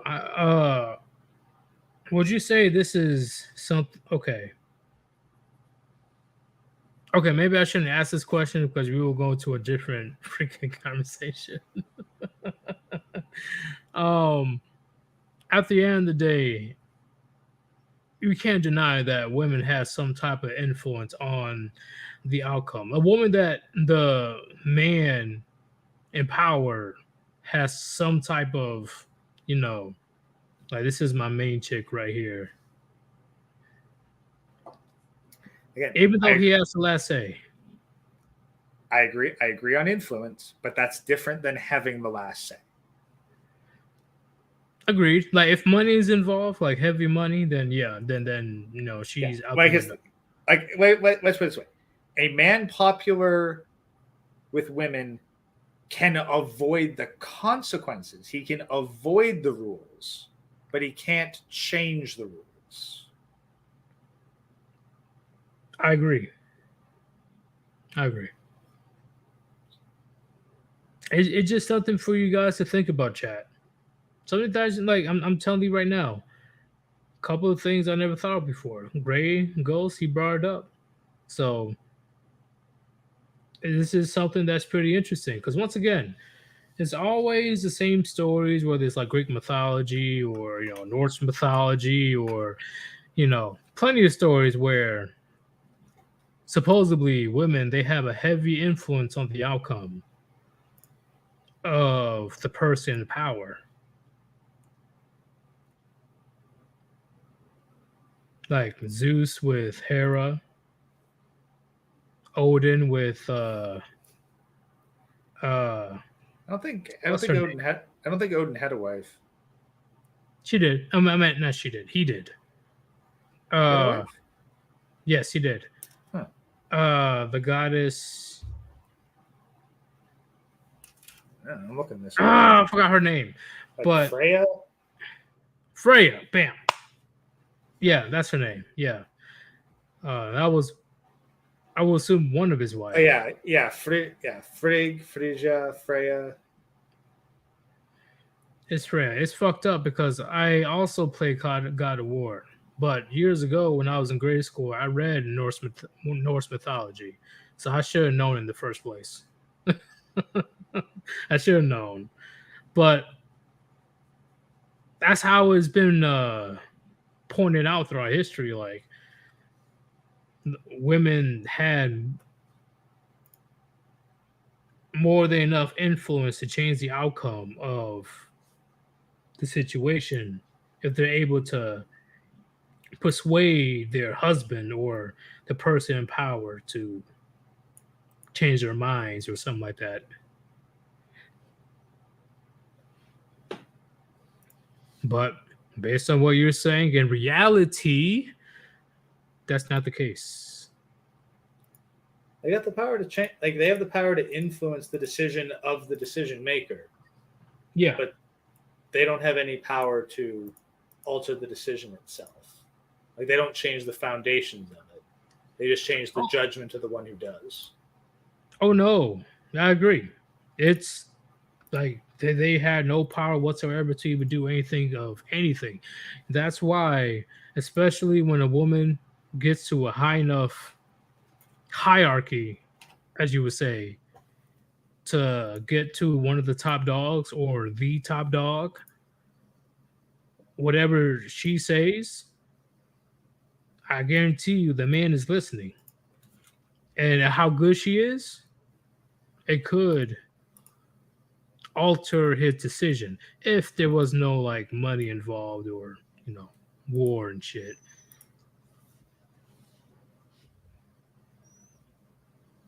Like you get what I'm talking about? Yeah, it actually reminds me. There's apparently this one Chinese. I think she was either like a concubine. Yeah, I think she was a concubine of the emperor. Yeah, and she was basically like probably the most sadistic fuck. Like they had that kind of power. Because like she once saw a peasant walking out on the ice barefoot, So she had his feet cut off so that she could study them. What the? Honestly, I'm not surprised. Yeah. Very So- messed up. Yeah, it eventually, it led to a rebellion where the emperor, who basically facilitated everything she did, got some Canadian health care, and then her head ended up in a basket shortly afterwards. Okay, so let's say that you were in a position of power, and hypothetically, you have a boo thing with you, right? A boo thing that you're attracted to. How much would you listen to what she says? Would you ignore everything, or would you take it to consideration? I'd like to think that I would. I think the safest bet would be to ignore everything. Right. Like, that's probably the safest. But keep in mind, this is a boo thing that I'm attracted to. My brain chemistry is not going to be the same as it is right now. Agreed. I agree with that. So I'd like to say that I would take the logical decision and basically ignore everything she said, unless I thought it had its own merit, like purely from a logical standpoint. But I also know that that's not how my brain chemistry would operate, and I'd probably end up listening to her far more than she's actually worth. Yes, and for me, how would I say? I can't really say about women today, but at least women back then that had some type of sense, they weren't completely stupid. Okay. I'm sure once in a while they had some good input, but like you said, it's up to the decision maker to deem it worthy or not.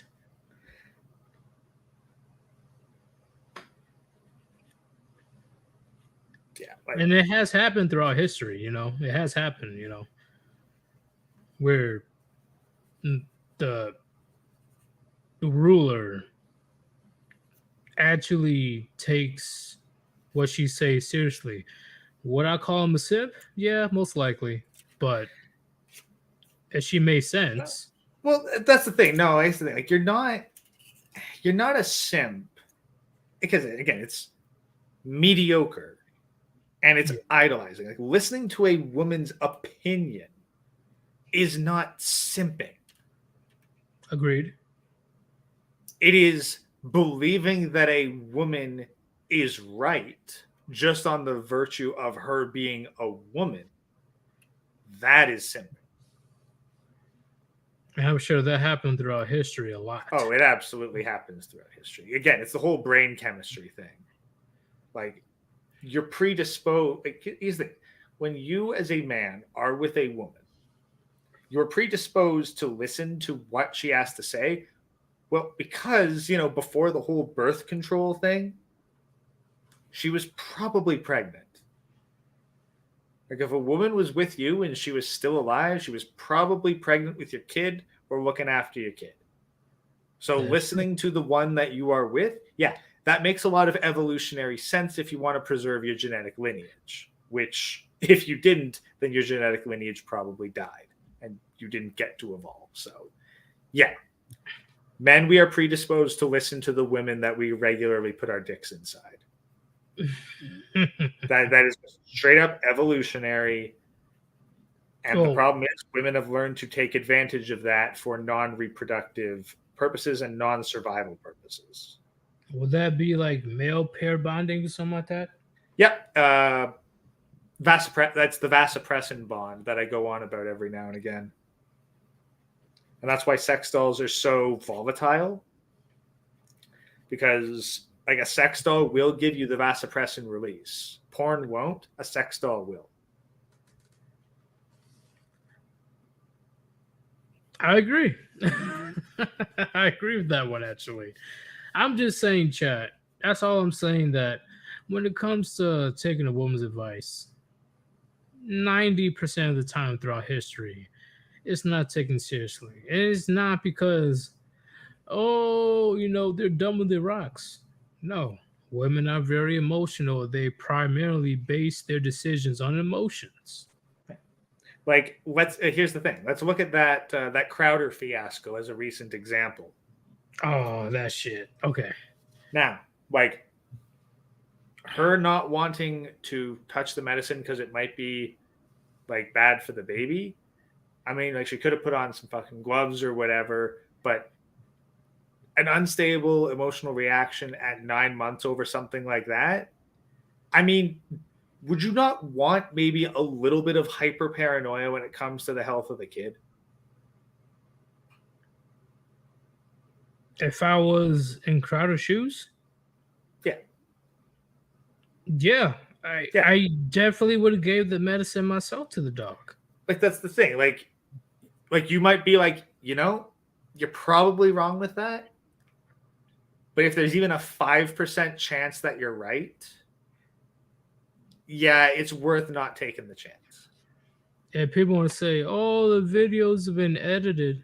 Oh, who knows what she said at the end of the time. Listen, I'm going to keep it real. I'm not going to stress the fuck out of a woman that's carrying my fucking twins. 8 months pregnant. If they're mine. But that's besides the point. I'm not going to stress her the fuck out and say all this crazy shit. Whether Crowder's in the wrong or not. Here's the other thing, like forcing a dog to take medicine, like again, like regardless of whether or not the medicine's any good, is like, I'm sorry, you want a woman to get physical with a dog? I don't care how much you trust the fucking dog. You think I'm letting a pregnant woman put her hand near a dog's mouth? Hell no. Like, I fed medicine to my dogs before. I hide in like bologna or cheese. Yeah, there's That's how I do it. like options for all that kind of stuff, but no, it just seemed so fucking petty and stupid. I would never let my, if hypothetically, if I had an 8-month pregnant girl that said that she's too afraid to give the dog medicine, why are you being a fucking drama queen and a bitch about it? That's just me. I don't give two fucks if the video is edited or not. Yeah, regardless of like the shit at doubt the end, which is like more damning, but no, the entire interaction is like, dude, you're being a fucking dick. And we're the guys who are like heavily critical of women, and even we look at that thing with Stephen Crowder and say, yeah, he's being a royal fucking asshole right now. Yeah, but we got a bunch of fucking simps in the chat when I was talking about Under Chronic. Like, well, oh, but how does Crowder feel? What about Crowder? Like, I don't give a fuck. I mean, do we need to add like it doesn't roll off the tongue, but basically like SIMD, SIMD, suckers idolizing mediocre dick? Wait, what? I mean, like, let's be honest. Like, there's simping like for a woman, but when you're simping for a dude,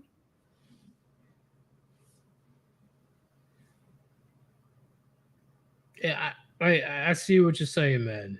It's just he was just chilling on the couch smoking on a cigar, while an 8-month-old pregnant wife with his twins is saying that she is gonna go to the grocery store to get what he wants, and he said that she had to take an Uber because they only had one car.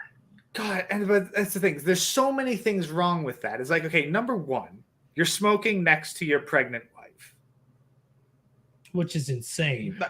So number one. Number two, you are sending your pregnant wife alone out into public where God knows what can happen. Number three, you are insisting that she get into a car with a stranger. Agreed. Uber, yeah, I agree. And keep in mind, he is not a low profile person. She is not an unknown quantity. So Like, why the fuck would you? Like, I'm sorry. Okay, look, if I had a wife, and my face was out there, and like I was aware that there are people who watch this content and fucking hate me, and can look up who my wife is. Do you think I'm going to let her alone in public anywhere, let alone isolated in a fucking vehicle with a stranger? hell no. I don't want her to go anywhere. Yeah. Like, I'm sorry, that's not simping. That's common fucking sense. Like Steven Crowder, he wasn't injured at the time that I know of. He's able to freely move, limbs are intact.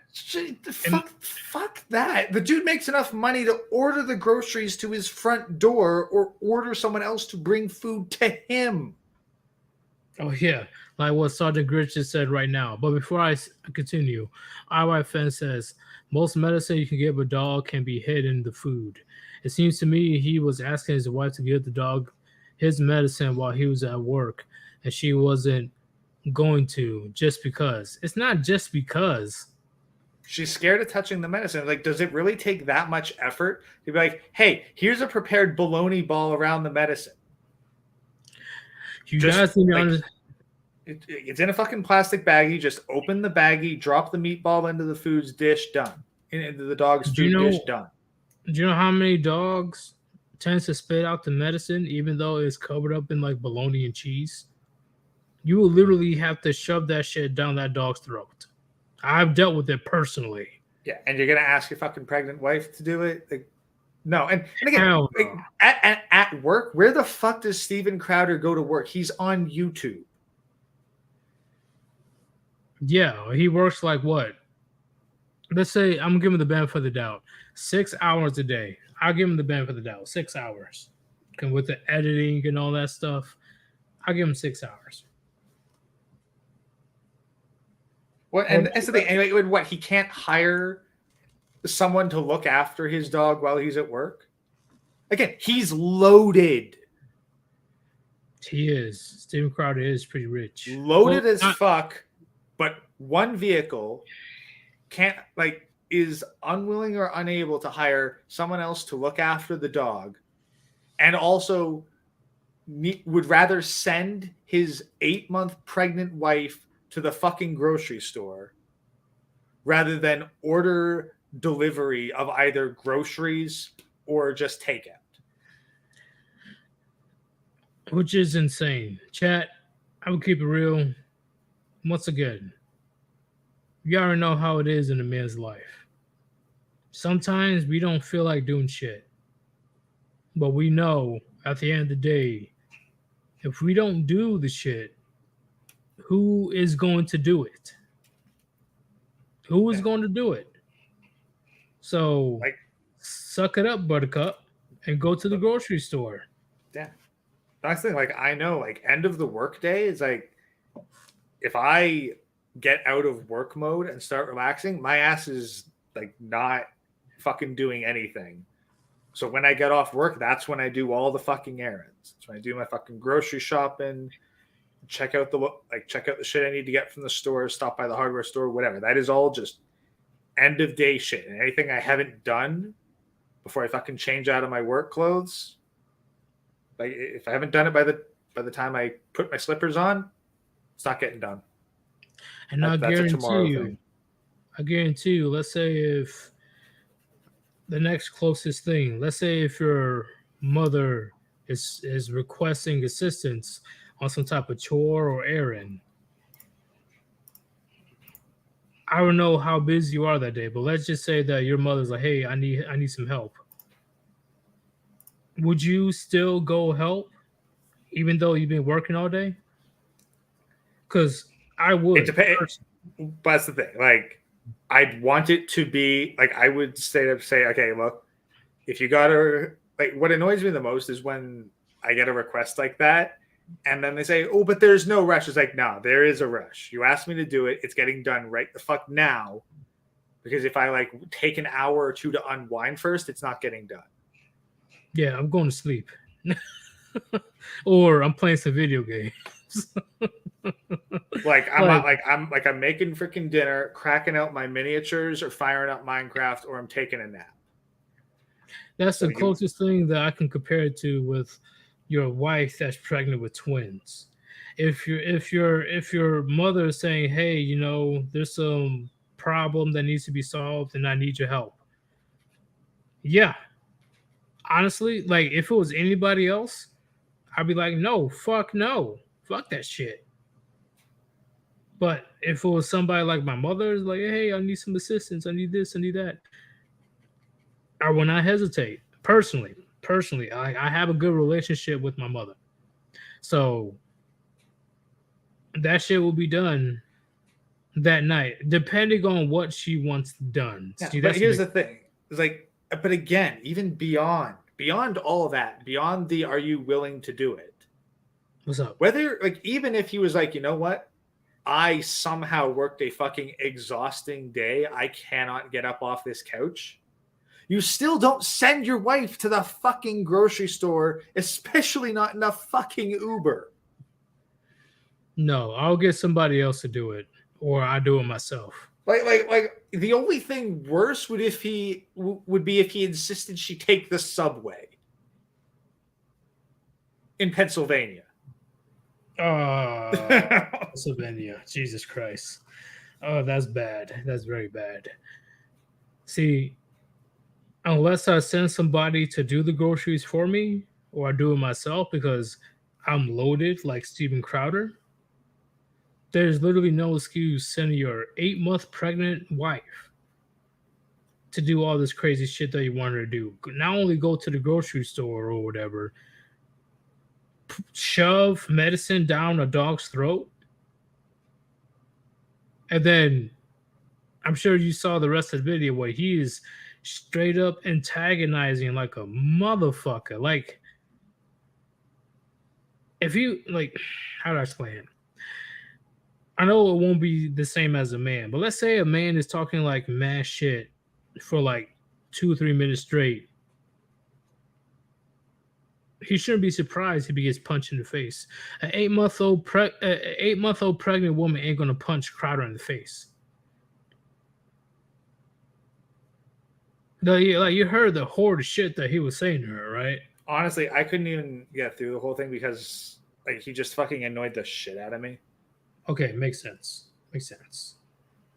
But that's why I'm like, okay, I literally lost complete. Unless they can show me some clear-cut proof that everything has been fabricated. Nah, here's the 100% thing. Like, here's what fucking hits me. He straight up said to her, "I never loved you," right? Yeah. And then what the fuck did he say during that divorce video? I still love her. Bingo. Fuck that guy.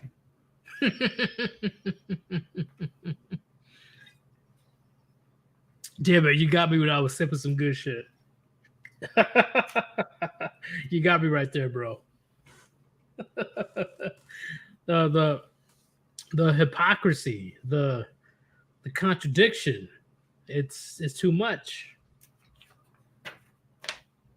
But we all know we're gonna have a bunch of Crowder fans. You know, like, oh, why going after Crowder? She's the one that's divorcing him. She's the one that's doing this and that. Based on what I saw on the video, and once again, if they can prove to me that video was completely fabricated, then that's a different story. But at the moment, I see why she filed for divorce. Because that is some very fucked up behavior, in my opinion. Very fucked up behavior. Like, wait a second. That's the kind of behavior that if this was the Middle East, Crowder would be getting a visit from her fucking father and brothers, and he'd be lying in a fucking ditch right now. Oh, Jesus Christ. You're not wrong. You're not wrong about that, bro. You're not wrong.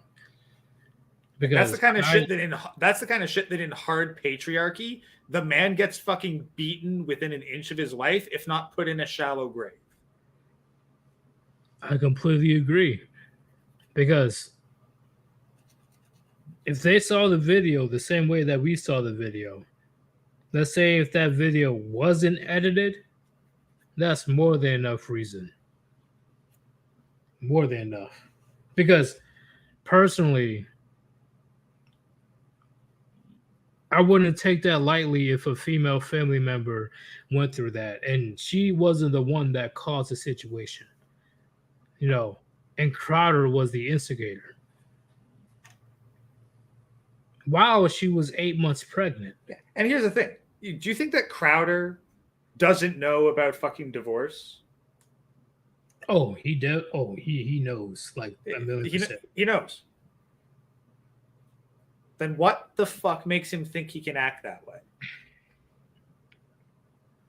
Do you think this is during the divorce or the process? No. Do you think that he knows like fucking divorce statistics and the possibilities of women? Do you think that he is at all familiar with manosphere talking points about divorce?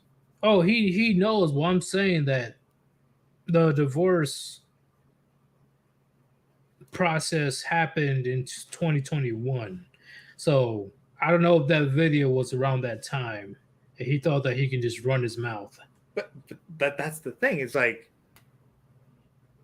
what does he think? It's like the dude thinks he's so fucking alpha that he's immune to divorce. Like this is a guy who unironically listens to fucking Jordan Peterson and Andrew Tate and thinks that just by maintaining, again, like that is the fucking kind of guy who listens to enough pick up rote shit and thinks that if you maintain frame, you're immune to consequences. Yeah, and what's his name again? Well, I don't know who you're thinking of. Humbler Reese, Humbler. I got no clue who that is. No, I'll put him on the screen. He's on the screen. Oh, one sec.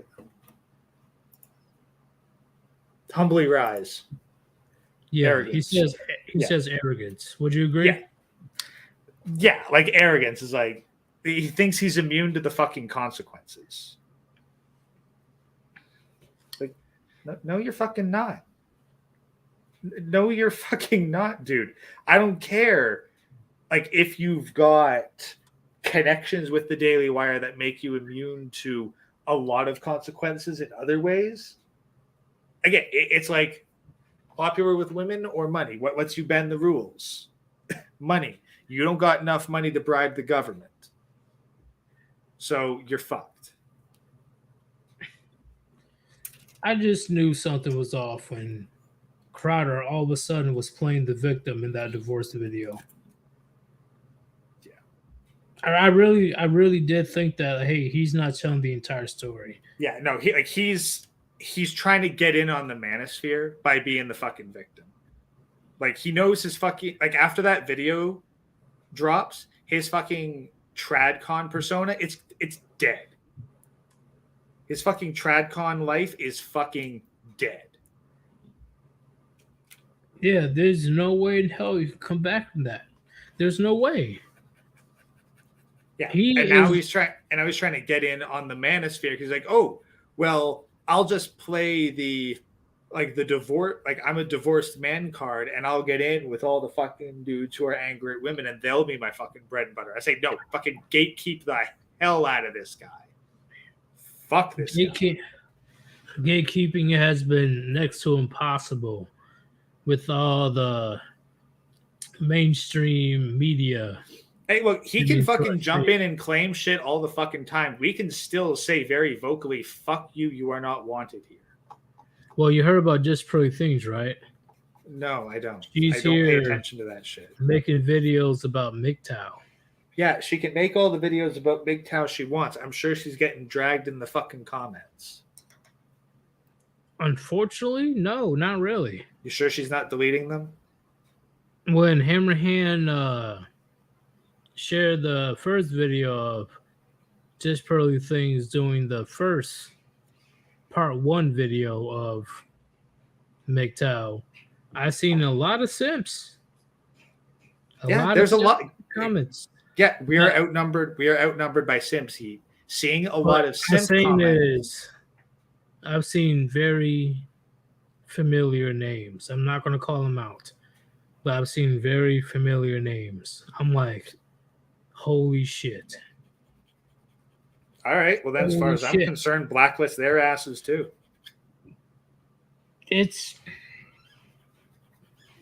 like, you know what? I'm going to save it for another stream because I do have some pent up issues when it comes to this. I really do. Now, MGTOW is under attack. Of course, it is. Like MGTOW's been under attack, like actively, openly, ever since it appeared in Canadian Parliament. That is true, but now out of nowhere, after Just Pro Things has been called out for pretty much inviting a racist to her podcast, she all of a sudden switched over to men going their own way.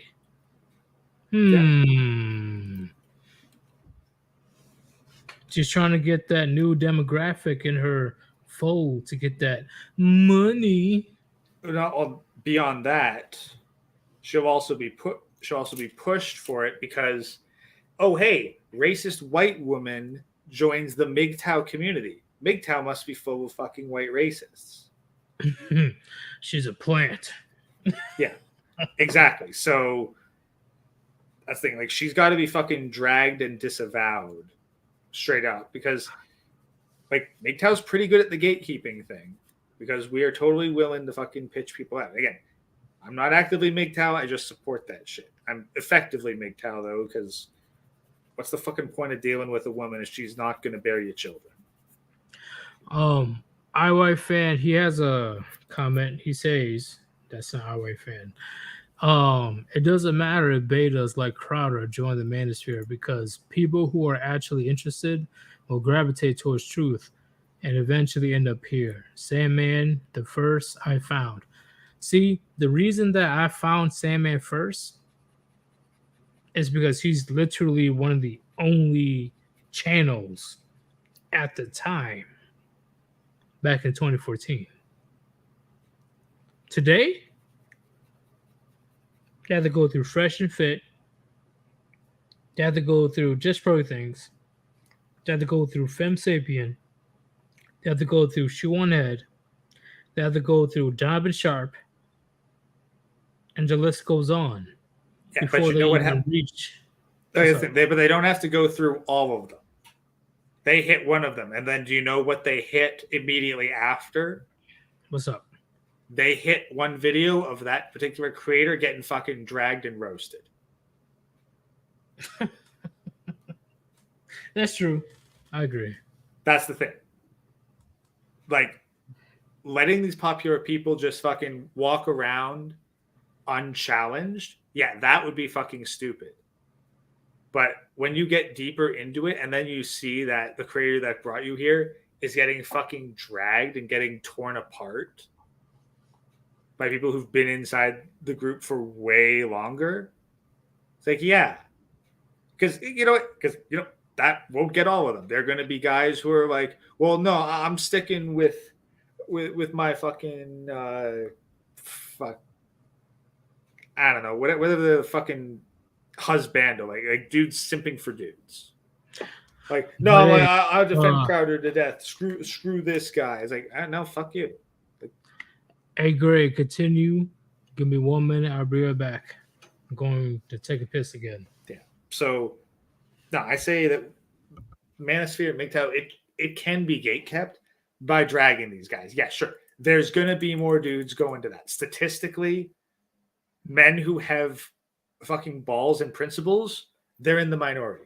You're always going to be in the minority. You can't look at just the raw numbers and say, oh, they're really popular. That must mean that it's infiltrated, subverted, and taken over. It's like, no. Like, you're just the fucking tradcons and shit putting on a new mask. But much like the OnlyFans guys, these dudes were fucking lost before. That reserve is true. Got to keep the fucking Transformers out. Last thing we need to do is go full Budweiser. But that's the thing. They're not necessarily trying to make more money because the demographic for Manosphere stuff, it's lower. It's a smaller demographic. They are a sinking ship. I think it's a lot like jumping into the Transformer sphere. Because usually a company that goes woke, they weren't doing super well beforehand. Usually, like they were floundering and flailing before. And then they jump onto the woke ship as kind of a Hail Mary to try and like save their floundering numbers and gain popularity. And it just ends up screwing them over even further. All right, I'm back. I don't know what I missed, but basically, I came with it. I just realized a bit of a theory and so hear me out on this.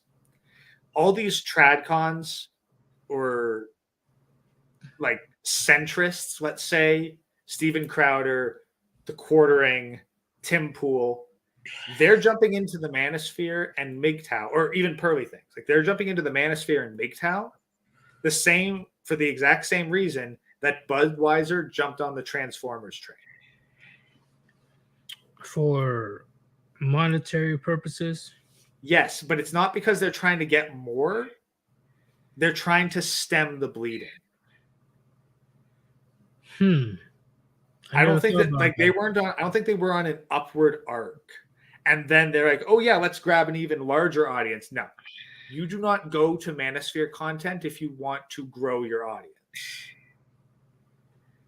That's true. Like you do absolute normie shit, centrist shit. The more like you go into the Manosphere stuff, you have started to make enemies of the simps. So you're not going to go into that unless you have already fucked up your simp demographic. Tim Pool starts going into the Manosphere stuff. Why? Because all that fucking controversy about him being shitty towards his coworkers and his female coworkers came out. Steven Crowder, getting divorced. Pearly Things, exposed for racism. Jeremy from the Quartering, I don't fucking know. I'm sure that he's made some kind of fuck up that's costing him viewers. I agree. The Manosphere, at the moment, I will proclaim it as mainstream at this point.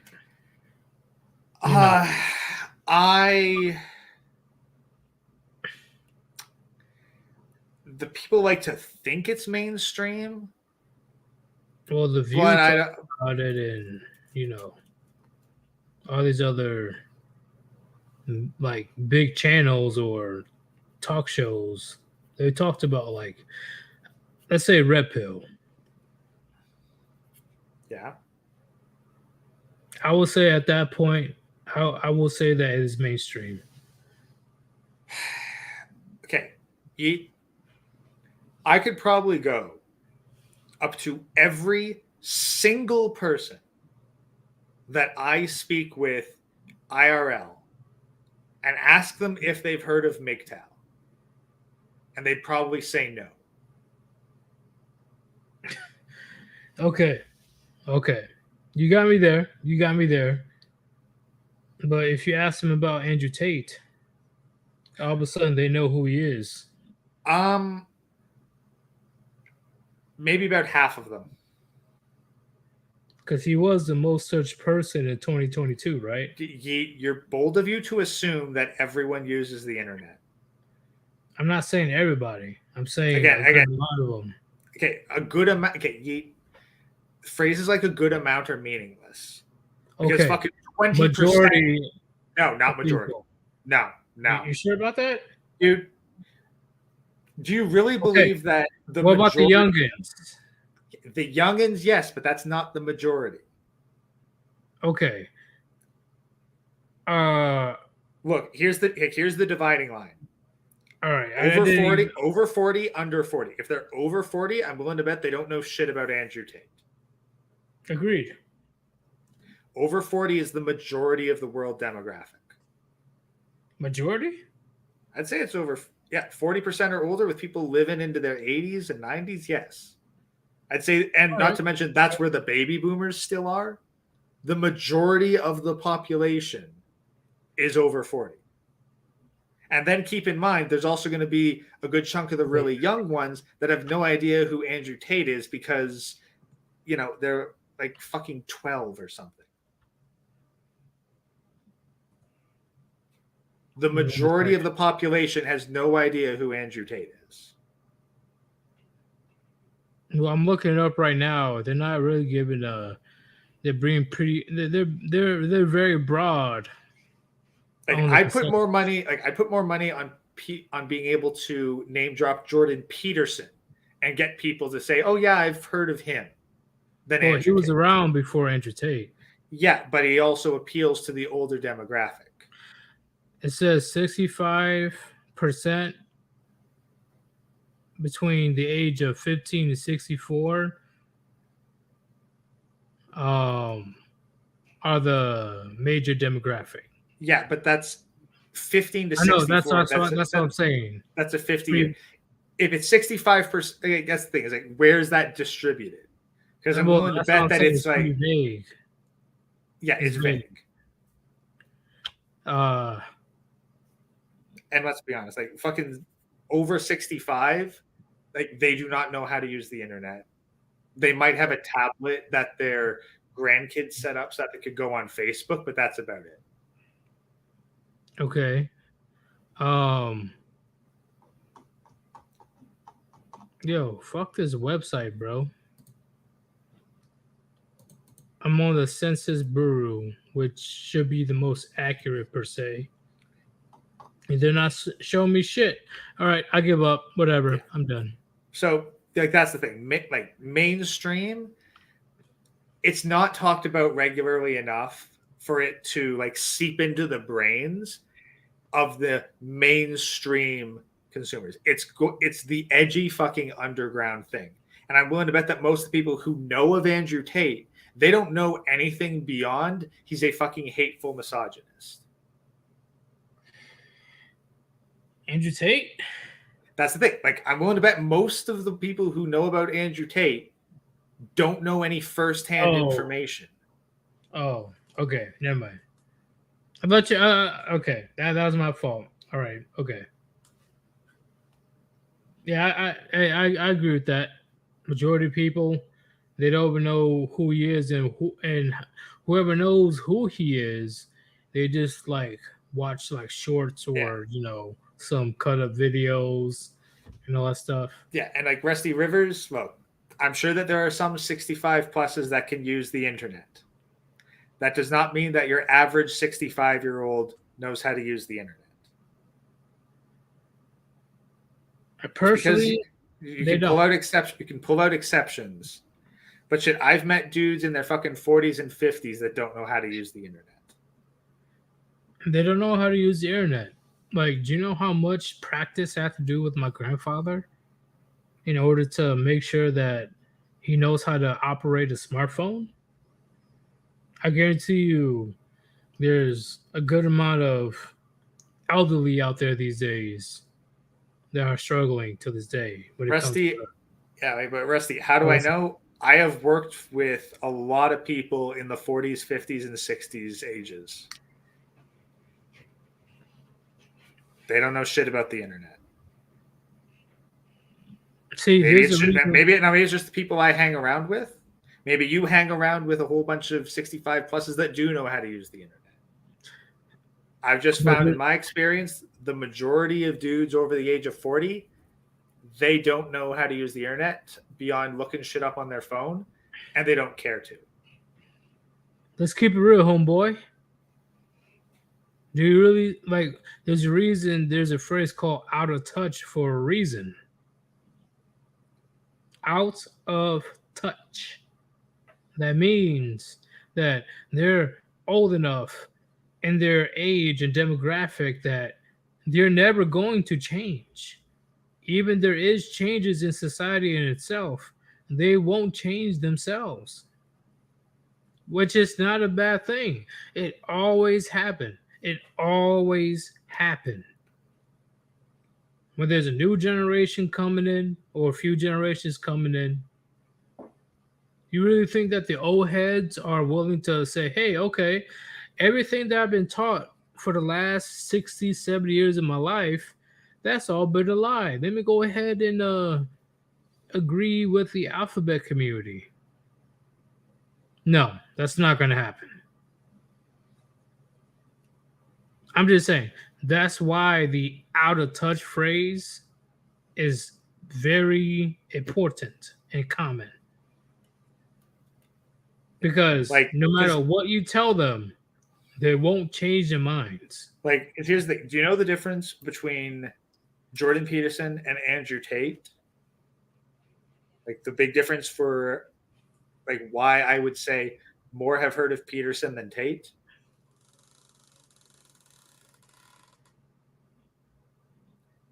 Because Peterson was on the radio. On a what? On the radio. Yeah, he was on radio. I agree. Jordan Peterson got radio airtime. Andrew Tate did not.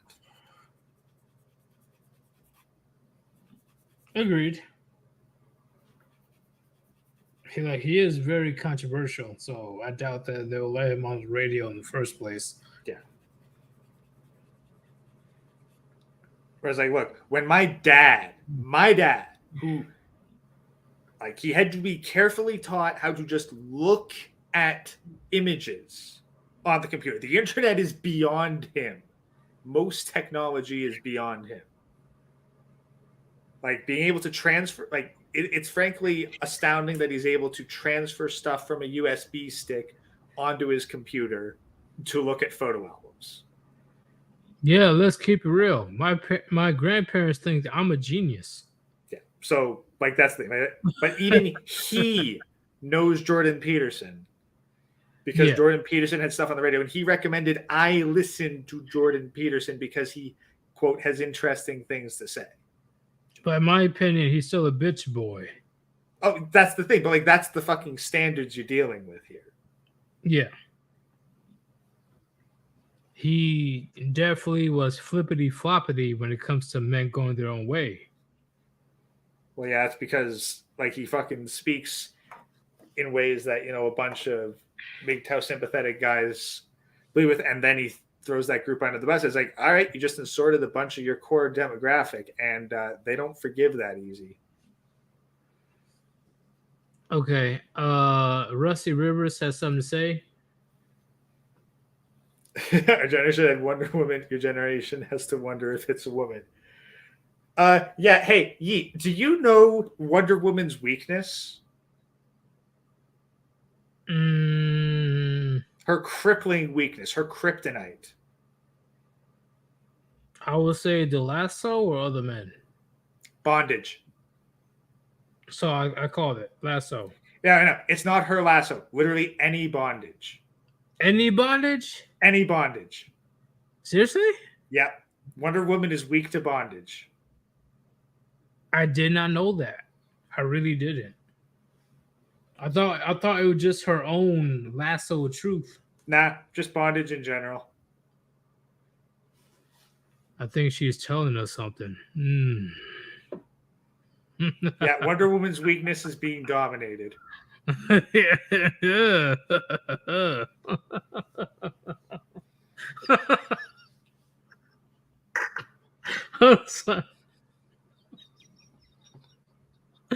Oh, that is crazy, bro. That is insane. It just if you tie her up on any rope or wire, anything, or what about putting her in handcuffs? No, I think it has to be like actual like full body rope bondage. I don't think handcuffs is enough. Damn. Fuck. That is some bullshit, bro. Like handcuffs is too easy, so I agree. I understand. Yeah, that's the thing. Like I think like if you kind of like, you know, do that whole like tie her arms to her body around like her waist and whatnot, I think that's enough. Yeah, one fast Dak says, geez, LOL. But according to Gray, that's true. Like it's lore in the DC comics. Where you at? Hold up. Okay, I can't find your comment anymore. But it's true, one fast deck. If that's the case, then it is legit in the DC story. She loses her powers or get weakened when she gets into that BDSM. The Lord Jeremy Hirsch. Have I heard of Terry Marsh, Jimmy Barry, Harry Simon? The names Terry Marsh and Harry Simon ring a bell, but I got no fucking clue who they are. But do you want me to play this last video right quick? Because I do have Sure. something to say about this one. Yeah, sure. And before I continue, chat, last show of the night. Last show. If you want to support your boy Sir Yeetus, there's a link on top of the chat. Cash App / Sir Yeetus.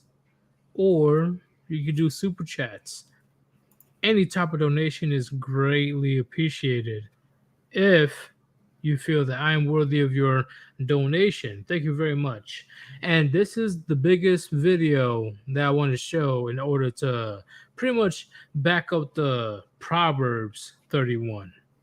Let's go ahead and play this right quick and see what Gray has to say.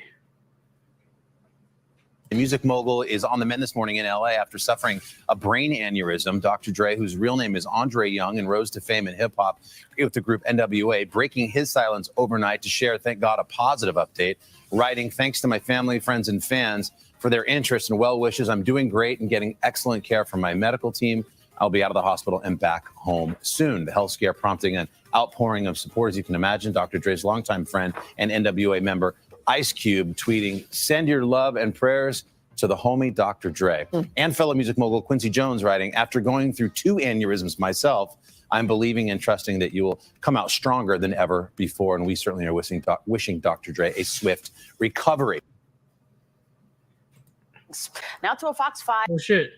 Anyway, so you know what they're talking about, right? When it comes to Dr. Dre getting an aneurysm? So let's get No, this is all news to me. So All news to you? Okay. So Dr. Dre, he's pretty much a billionaire. He's a billionaire. But his wife caused him so much stress. He eventually accumulated an aneurysm. She was requesting around 2, and once again, my numbers are probably wrong. We're gonna have to look it up.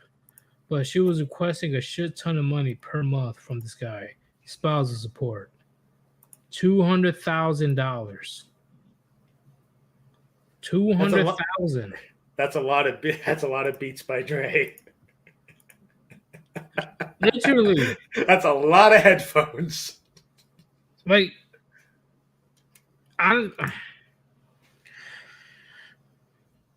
okay, all I can say is, and hopefully you guys understand what I'm talking about, I'm glad Dr. Dre went to the right path of just paying that woman off and living his best life. And Because yeah, personally, I could not do that. And what I mean by that is bad things would happen if I was in his shoes. Very bad things. I mean, like, when you're looking at $200,000 a month, assassins are cheap.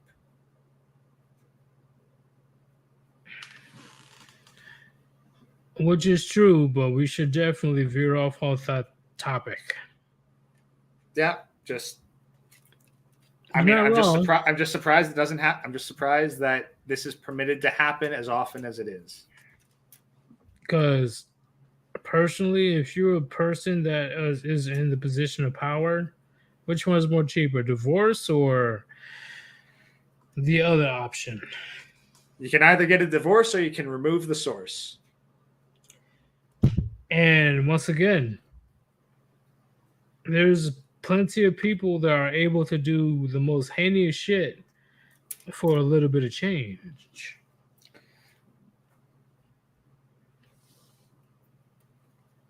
I'm serious. Oh yeah. There's people that got murdered off of food stamps. There are people that got murdered off of not giving up their Jordans. So when it comes to something like this, just saying, I commend Dr. Dre's patience and virtue when it comes to his ex-wife. Because I couldn't do it. That's the thing. I don't know. I wouldn't. I don't commend this kind of stuff personally. What do you mean? Is it a virtue to allow people to fuck you over? No, So why are you commending him? because he has way more to lose than to gain if he went to that point. Because he's way too fucking famous. $200,000 a month. Yeah, but at the same time, he's way too fucking famous. Way too famous. And on top of that, time and place. 2.4 million a year. It's the time and the place. You think that people won't be looking at him if something happened to his ex-wife? So It depends how here's good the the thing. job Let is. me put it this way. This is the most serious. news. This is literally the most news I have heard about Dr. Dre in a fucking decade. Yeah, I agree. And once again, but the thing. So famous. It's like, what the fuck is he doing? Aside from coasting on his name. he's a producer. Like he's literally producing music. Okay. But But fame wise, like he ain't as famous as he fucking used to be, for one. no, but everybody knows who Dr. Dre is, so I doubt that I would try if I was in his position. Everybody knows who he is. So, I'm just saying, if it's at that point, Dude, why my- would he dude, fucking try anymore?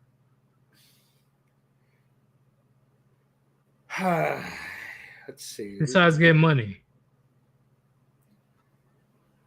One second. But I he was a gotta billionaire. fucking look up a name. 1 second. Yeah, but Dr. Dre is a billionaire, or he used to be a billionaire. That's the thing I'm trying to say. He got to the point where he didn't even have to try anymore. Let me put it this way.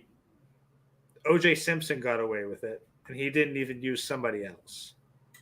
Okay, it's because the glove didn't fit. Yeah. He got lucky. So, but that's he got lucky. Yeah. But that's the thing. So, you think that with a little more prep time, someone with access to billions of dollars couldn't get a better excuse than the glove didn't fit? I see what you're saying, but I will say that I don't condone ending somebody's life off of assumption based on the OJ case. It was based on assumption. That's what the premises is. He assumed that the wife was cheating. He assumed. Yeah, I don't know the entire story. So Dre's got fucking 2.4 million reasons a year.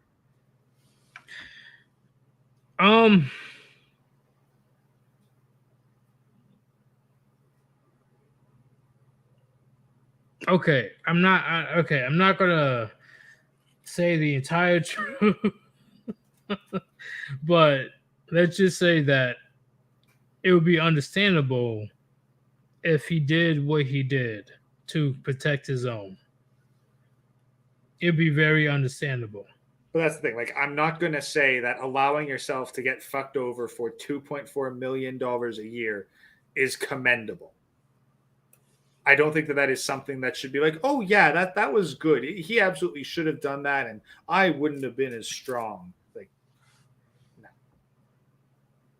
I mean, shitty enough that he allowed himself to get into that kind of position in the first place. Agreed. I definitely agree with that. OJ was the staple for the black community. And all that went down the drain when his white girlfriend wanted to bust it wide open for another man. Do I blame him? I wouldn't say, I will say that I wouldn't do it if I was in his position, but I understand.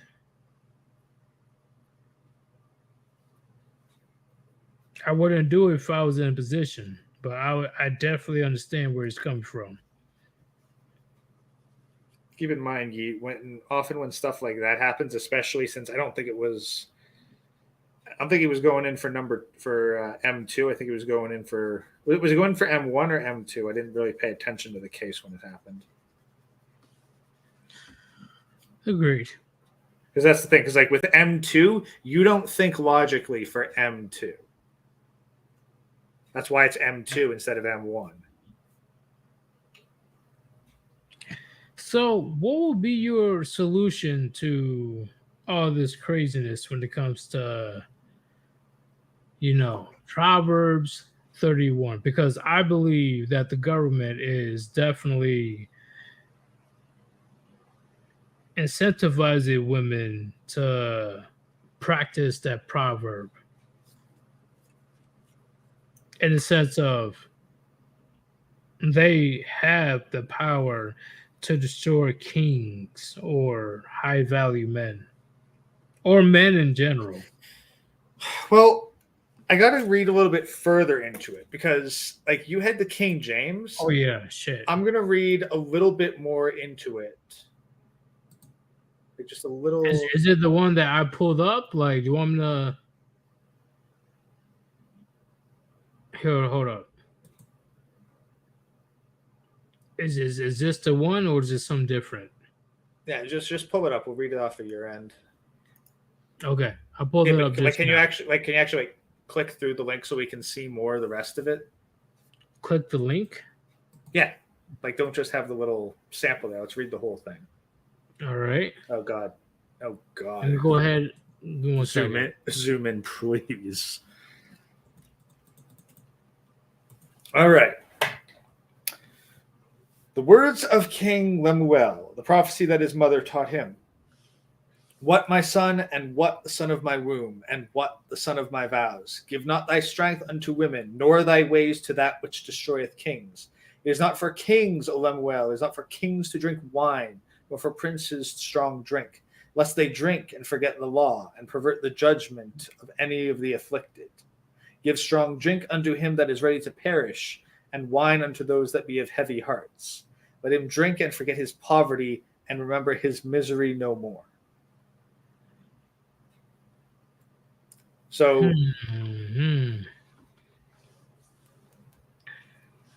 how do I? Okay, hold up. What does line 6? What does line 6 mean? give strong drink unto him that is ready to perish, and wine to those that be of heavy hearts. So that's the thing. Give strong drink to men that are ready to die. Like, that they are absolutely fucked. It is basically mercy for those that are beyond suffering. Okay. And then wine slightly liker to those of heavy hearts. Like those who are grieving. But if you're not in such severe pain that you're about to fucking die, and you're not like in despair, then drink is going to, be something that ruins you.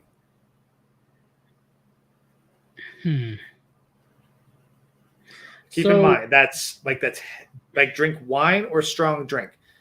Beer, remember, is relatively light, but I think that if you're the kind of person to put away a case, then it's a bit much. What do you think about line 5? Lest they drink and forget the law and pervert the judgment of any of the afflicted. So that's the thing. Drink and forget the law. How many men do stupid shit while drunk that fucks up the rest of their lives? Countless men. Yeah. Pervert the judgment of any of the afflicted. So let's see. If you're a king, you are responsible for others, right? Yep. Well, let's see. The afflicted.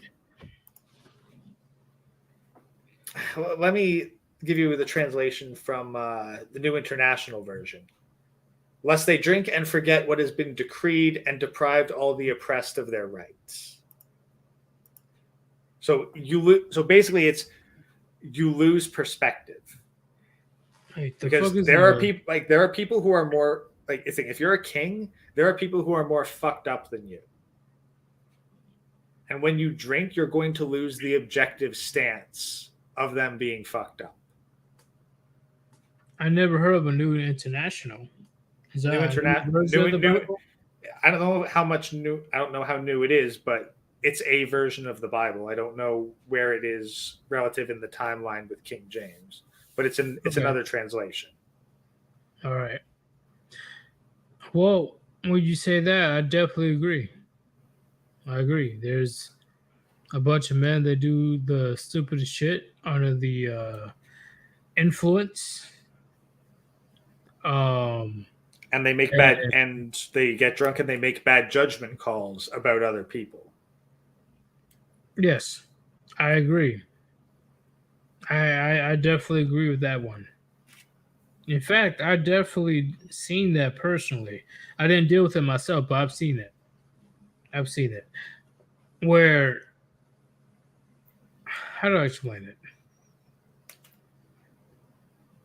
The person that was drunk as hell show their true colors.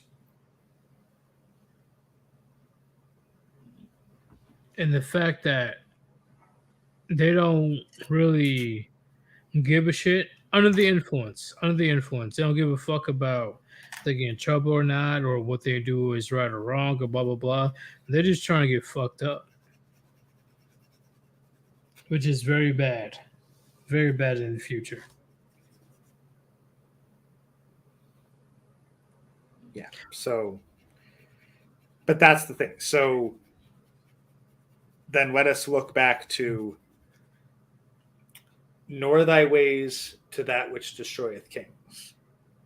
Like, so it's not just the women that destroy the kings, but alcohol. Shit impairs judgment. Women are in that category. They too impair judgment. So if you give your power to things that lower your capacity to judge, then you will be ruined. So why do they say, give not thy strength to women, nor thy ways to that which destroyeth kings? Because I'm assuming that's towards women as well.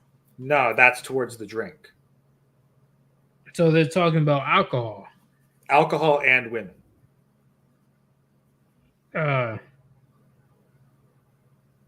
Okay. Women drinking alcohol?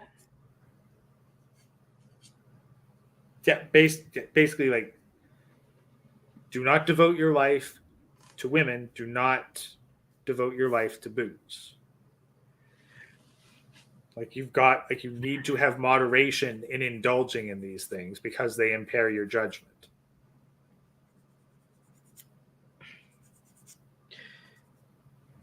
Which is true. I dealt with it personally. Definitely true. But at the end of the day, why do they specifically say, give not thy strength unto women? It's because of alcohol or just in general? Oh, it is in general, because if you have to ask, what are the top ruiners of men? It's going to be narcotics, which I'm going to include booze as a narcotic, and women. Like, how many men do you know that don't get involved with women and don't consume narcotics that have fucked up their lives? Okay, I agree. The men that doesn't fuck with women like that, they are definitely, except for one, majority of them, they don't deal with drinking or alcohol. Let's think. Look, a man who like how many men do you know that have fucked up their lives and they are clean, sober, and celibate? Countless. You know countless men who have fucked up their lives despite not getting involved with women, not drinking, and not taking any drugs. Oh, you say not drinking. Okay, Yeah, that sober is not drinking. yeah, I do not know. No. I can't think of any. But the ones I'm thinking of right now is, yeah, if you're talking about alcohol, I know a shit ton of people Yeah. that got destroyed over alcohol. In fact, I'm surprised that I'm still doing my thing, even though I'm drinking alcohol a lot. So it's a crazy situation and something that the Bible gives great advice about, to chill out with alcohol. Not just that, but do women truly deserve all of this power in the West? Well, no, they don't. They don't deserve it, and they certainly didn't earn it. They were given it by people who are using them as tools. Like if they went to war, I wouldn't make a big deal. Like mandatory. No, Go fuck to it. war. No, no. I'm sorry. I'm not giving women equivalent rights to men until there are an equal number of bodies buried in the fields. Which would be never. Yeah, so they're not getting them. Well, damn. Oh shit. Okay, I see. What I'm saying is, what I'm like. Once again, I do not want them on the battlefield. I do not. But hypothetically, if it does happen, and the draft was implemented, I don't want to hear no complaining, no excuses, none of that shit. None. But I have a baby. I'm pregnant. Well, that is a clump of cells, so I don't know what you're talking about. Here, just take this injection to end the pregnancy and pick up your weapon, and we're gonna go to war. That's Yeah, how no, it look, should be, but it's not gonna happen. nah, like so far as I'm concerned, like men pay with their bodies in war, women are going to pay with theirs. You are going to like women will be either one of two things. They're either going to be a baby factory for the war effort and they get no say, or they are going to be a blood bank. Well, Like I'm there sorry. is Here's the thing. Like think of it this way, Yeet. If women are like, "Well, I don't want to fight," it's like, okay. In that case, you are going to be livestock to be harvested. And if a man gets his fucking liver blown out of him, yours is coming out and going in him because he's more useful than you are. okay. That's pretty extreme. Yeah. But it's either that or we send them to get blown to fucking smithereens. And if they're useless on the battlefield, then they're going to be fucking cattle to be harvested for their blood and organs. I see what you're saying, but I will not, huddle them as a, harvesting. Me personally, I will not do that. Well, then they're not getting their rights. If they're not willing to put their bodies on the line the same as men, then they don't get the same. Then they don't get the same results. Yeah, I don't fight for their rights in the first place. Yeah. But no, that's the thing, because even if it's the thing, even with that, as extreme as that may be, I guarantee you, the amount of women sacrificed will still be less than the number of men sacrificed. Agreed. I guess the alternative would be, hey, women, pick one man. That man is now your soulmate. If he dies in war, you're being executed.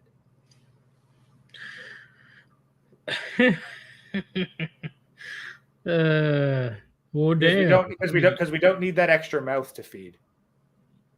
Well, I forgot my question. I was going to ask. Yeah, how many women are going to vote Fuck. for war when one of them dies for every man who dies in war? How many of them are going None. to want to go to war? Yeah, they won't None. go to fucking war. No, they wouldn't do that. They wouldn't send a man to war if it meant their own death. But, Chad, there's a big reason why I brought this up when it comes to Proverbs 31. Depending who the woman is, which there's a lot of women out there, they have the power to destroy your life. They have the power to destroy your life. You don't have to be a king to understand what Proverbs 31 is. All it takes is just one bullshit that she doesn't agree with. Then your reputation, your livelihood, or anything else that you've been working for the longest time will be ruined off of a woman's word alone. Would you agree, Gray? Yeah. You get involved with a woman in this day and age, you are putting yourself at risk. And this is anywhere. Like literally anywhere in the world at any time, a man who gets involved with a woman is making himself vulnerable. And what makes it even worse, Chat, we're not even the top dogs of the food chain. You saw Jeff Bezos. You saw Bill Gates.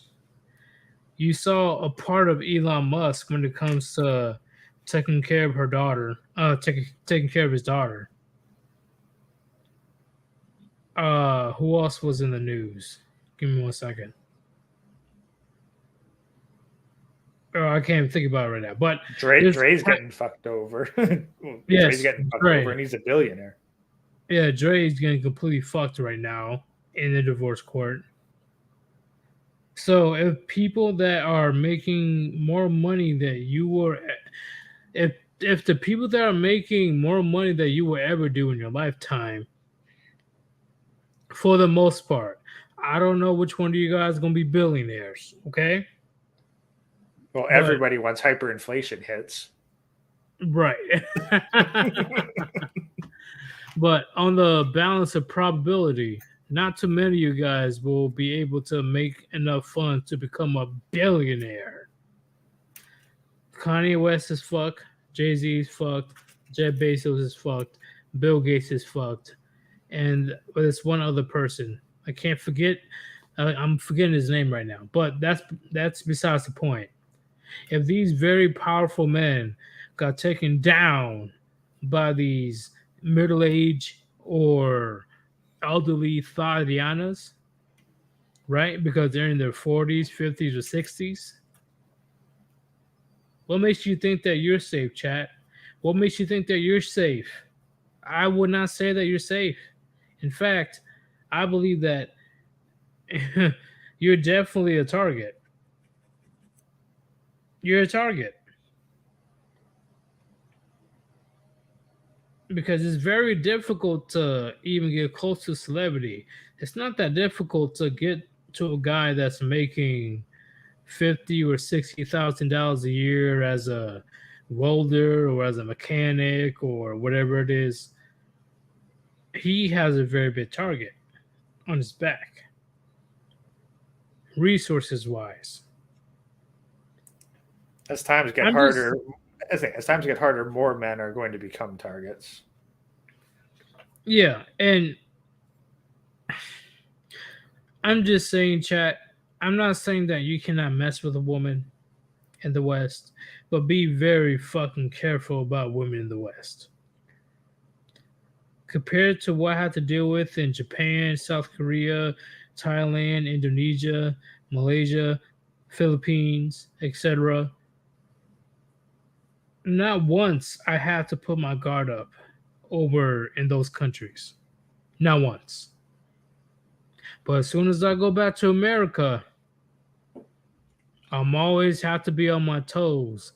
Because who knows if a woman out of nowhere is willing to falsely accuse me of some bullshit.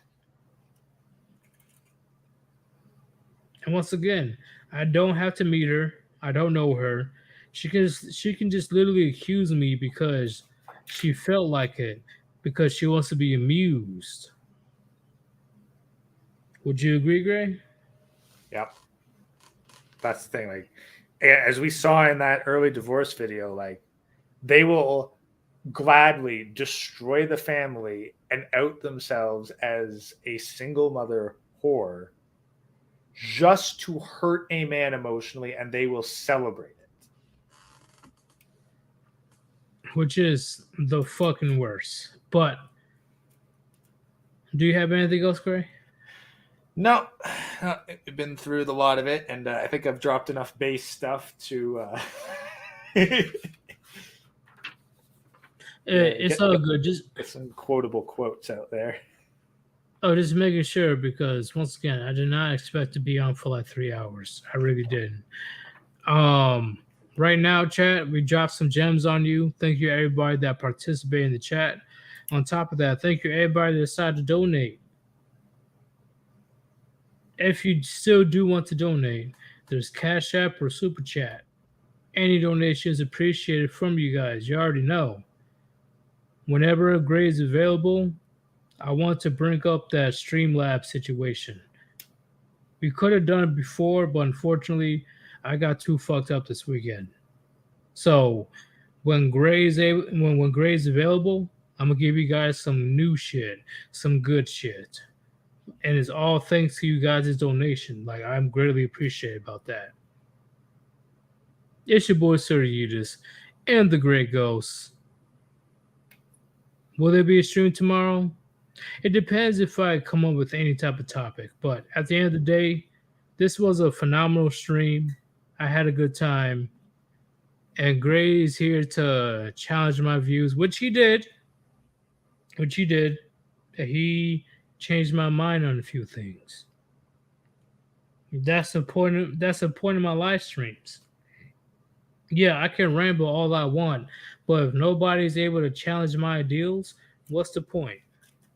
What's the point? Ain't that right, Gray? Yeah, we gotta keep testing our stuff, because it's easy to make that kind of mental fuck up these days. Because how do I know if I'm wrong if nobody's willing to challenge me on it? That's the big question, chat. That's the big question. But I am out. I will see you guys tomorrow, whether I do a stream or I will send you guys a couple of shorts. Peace. Peace out.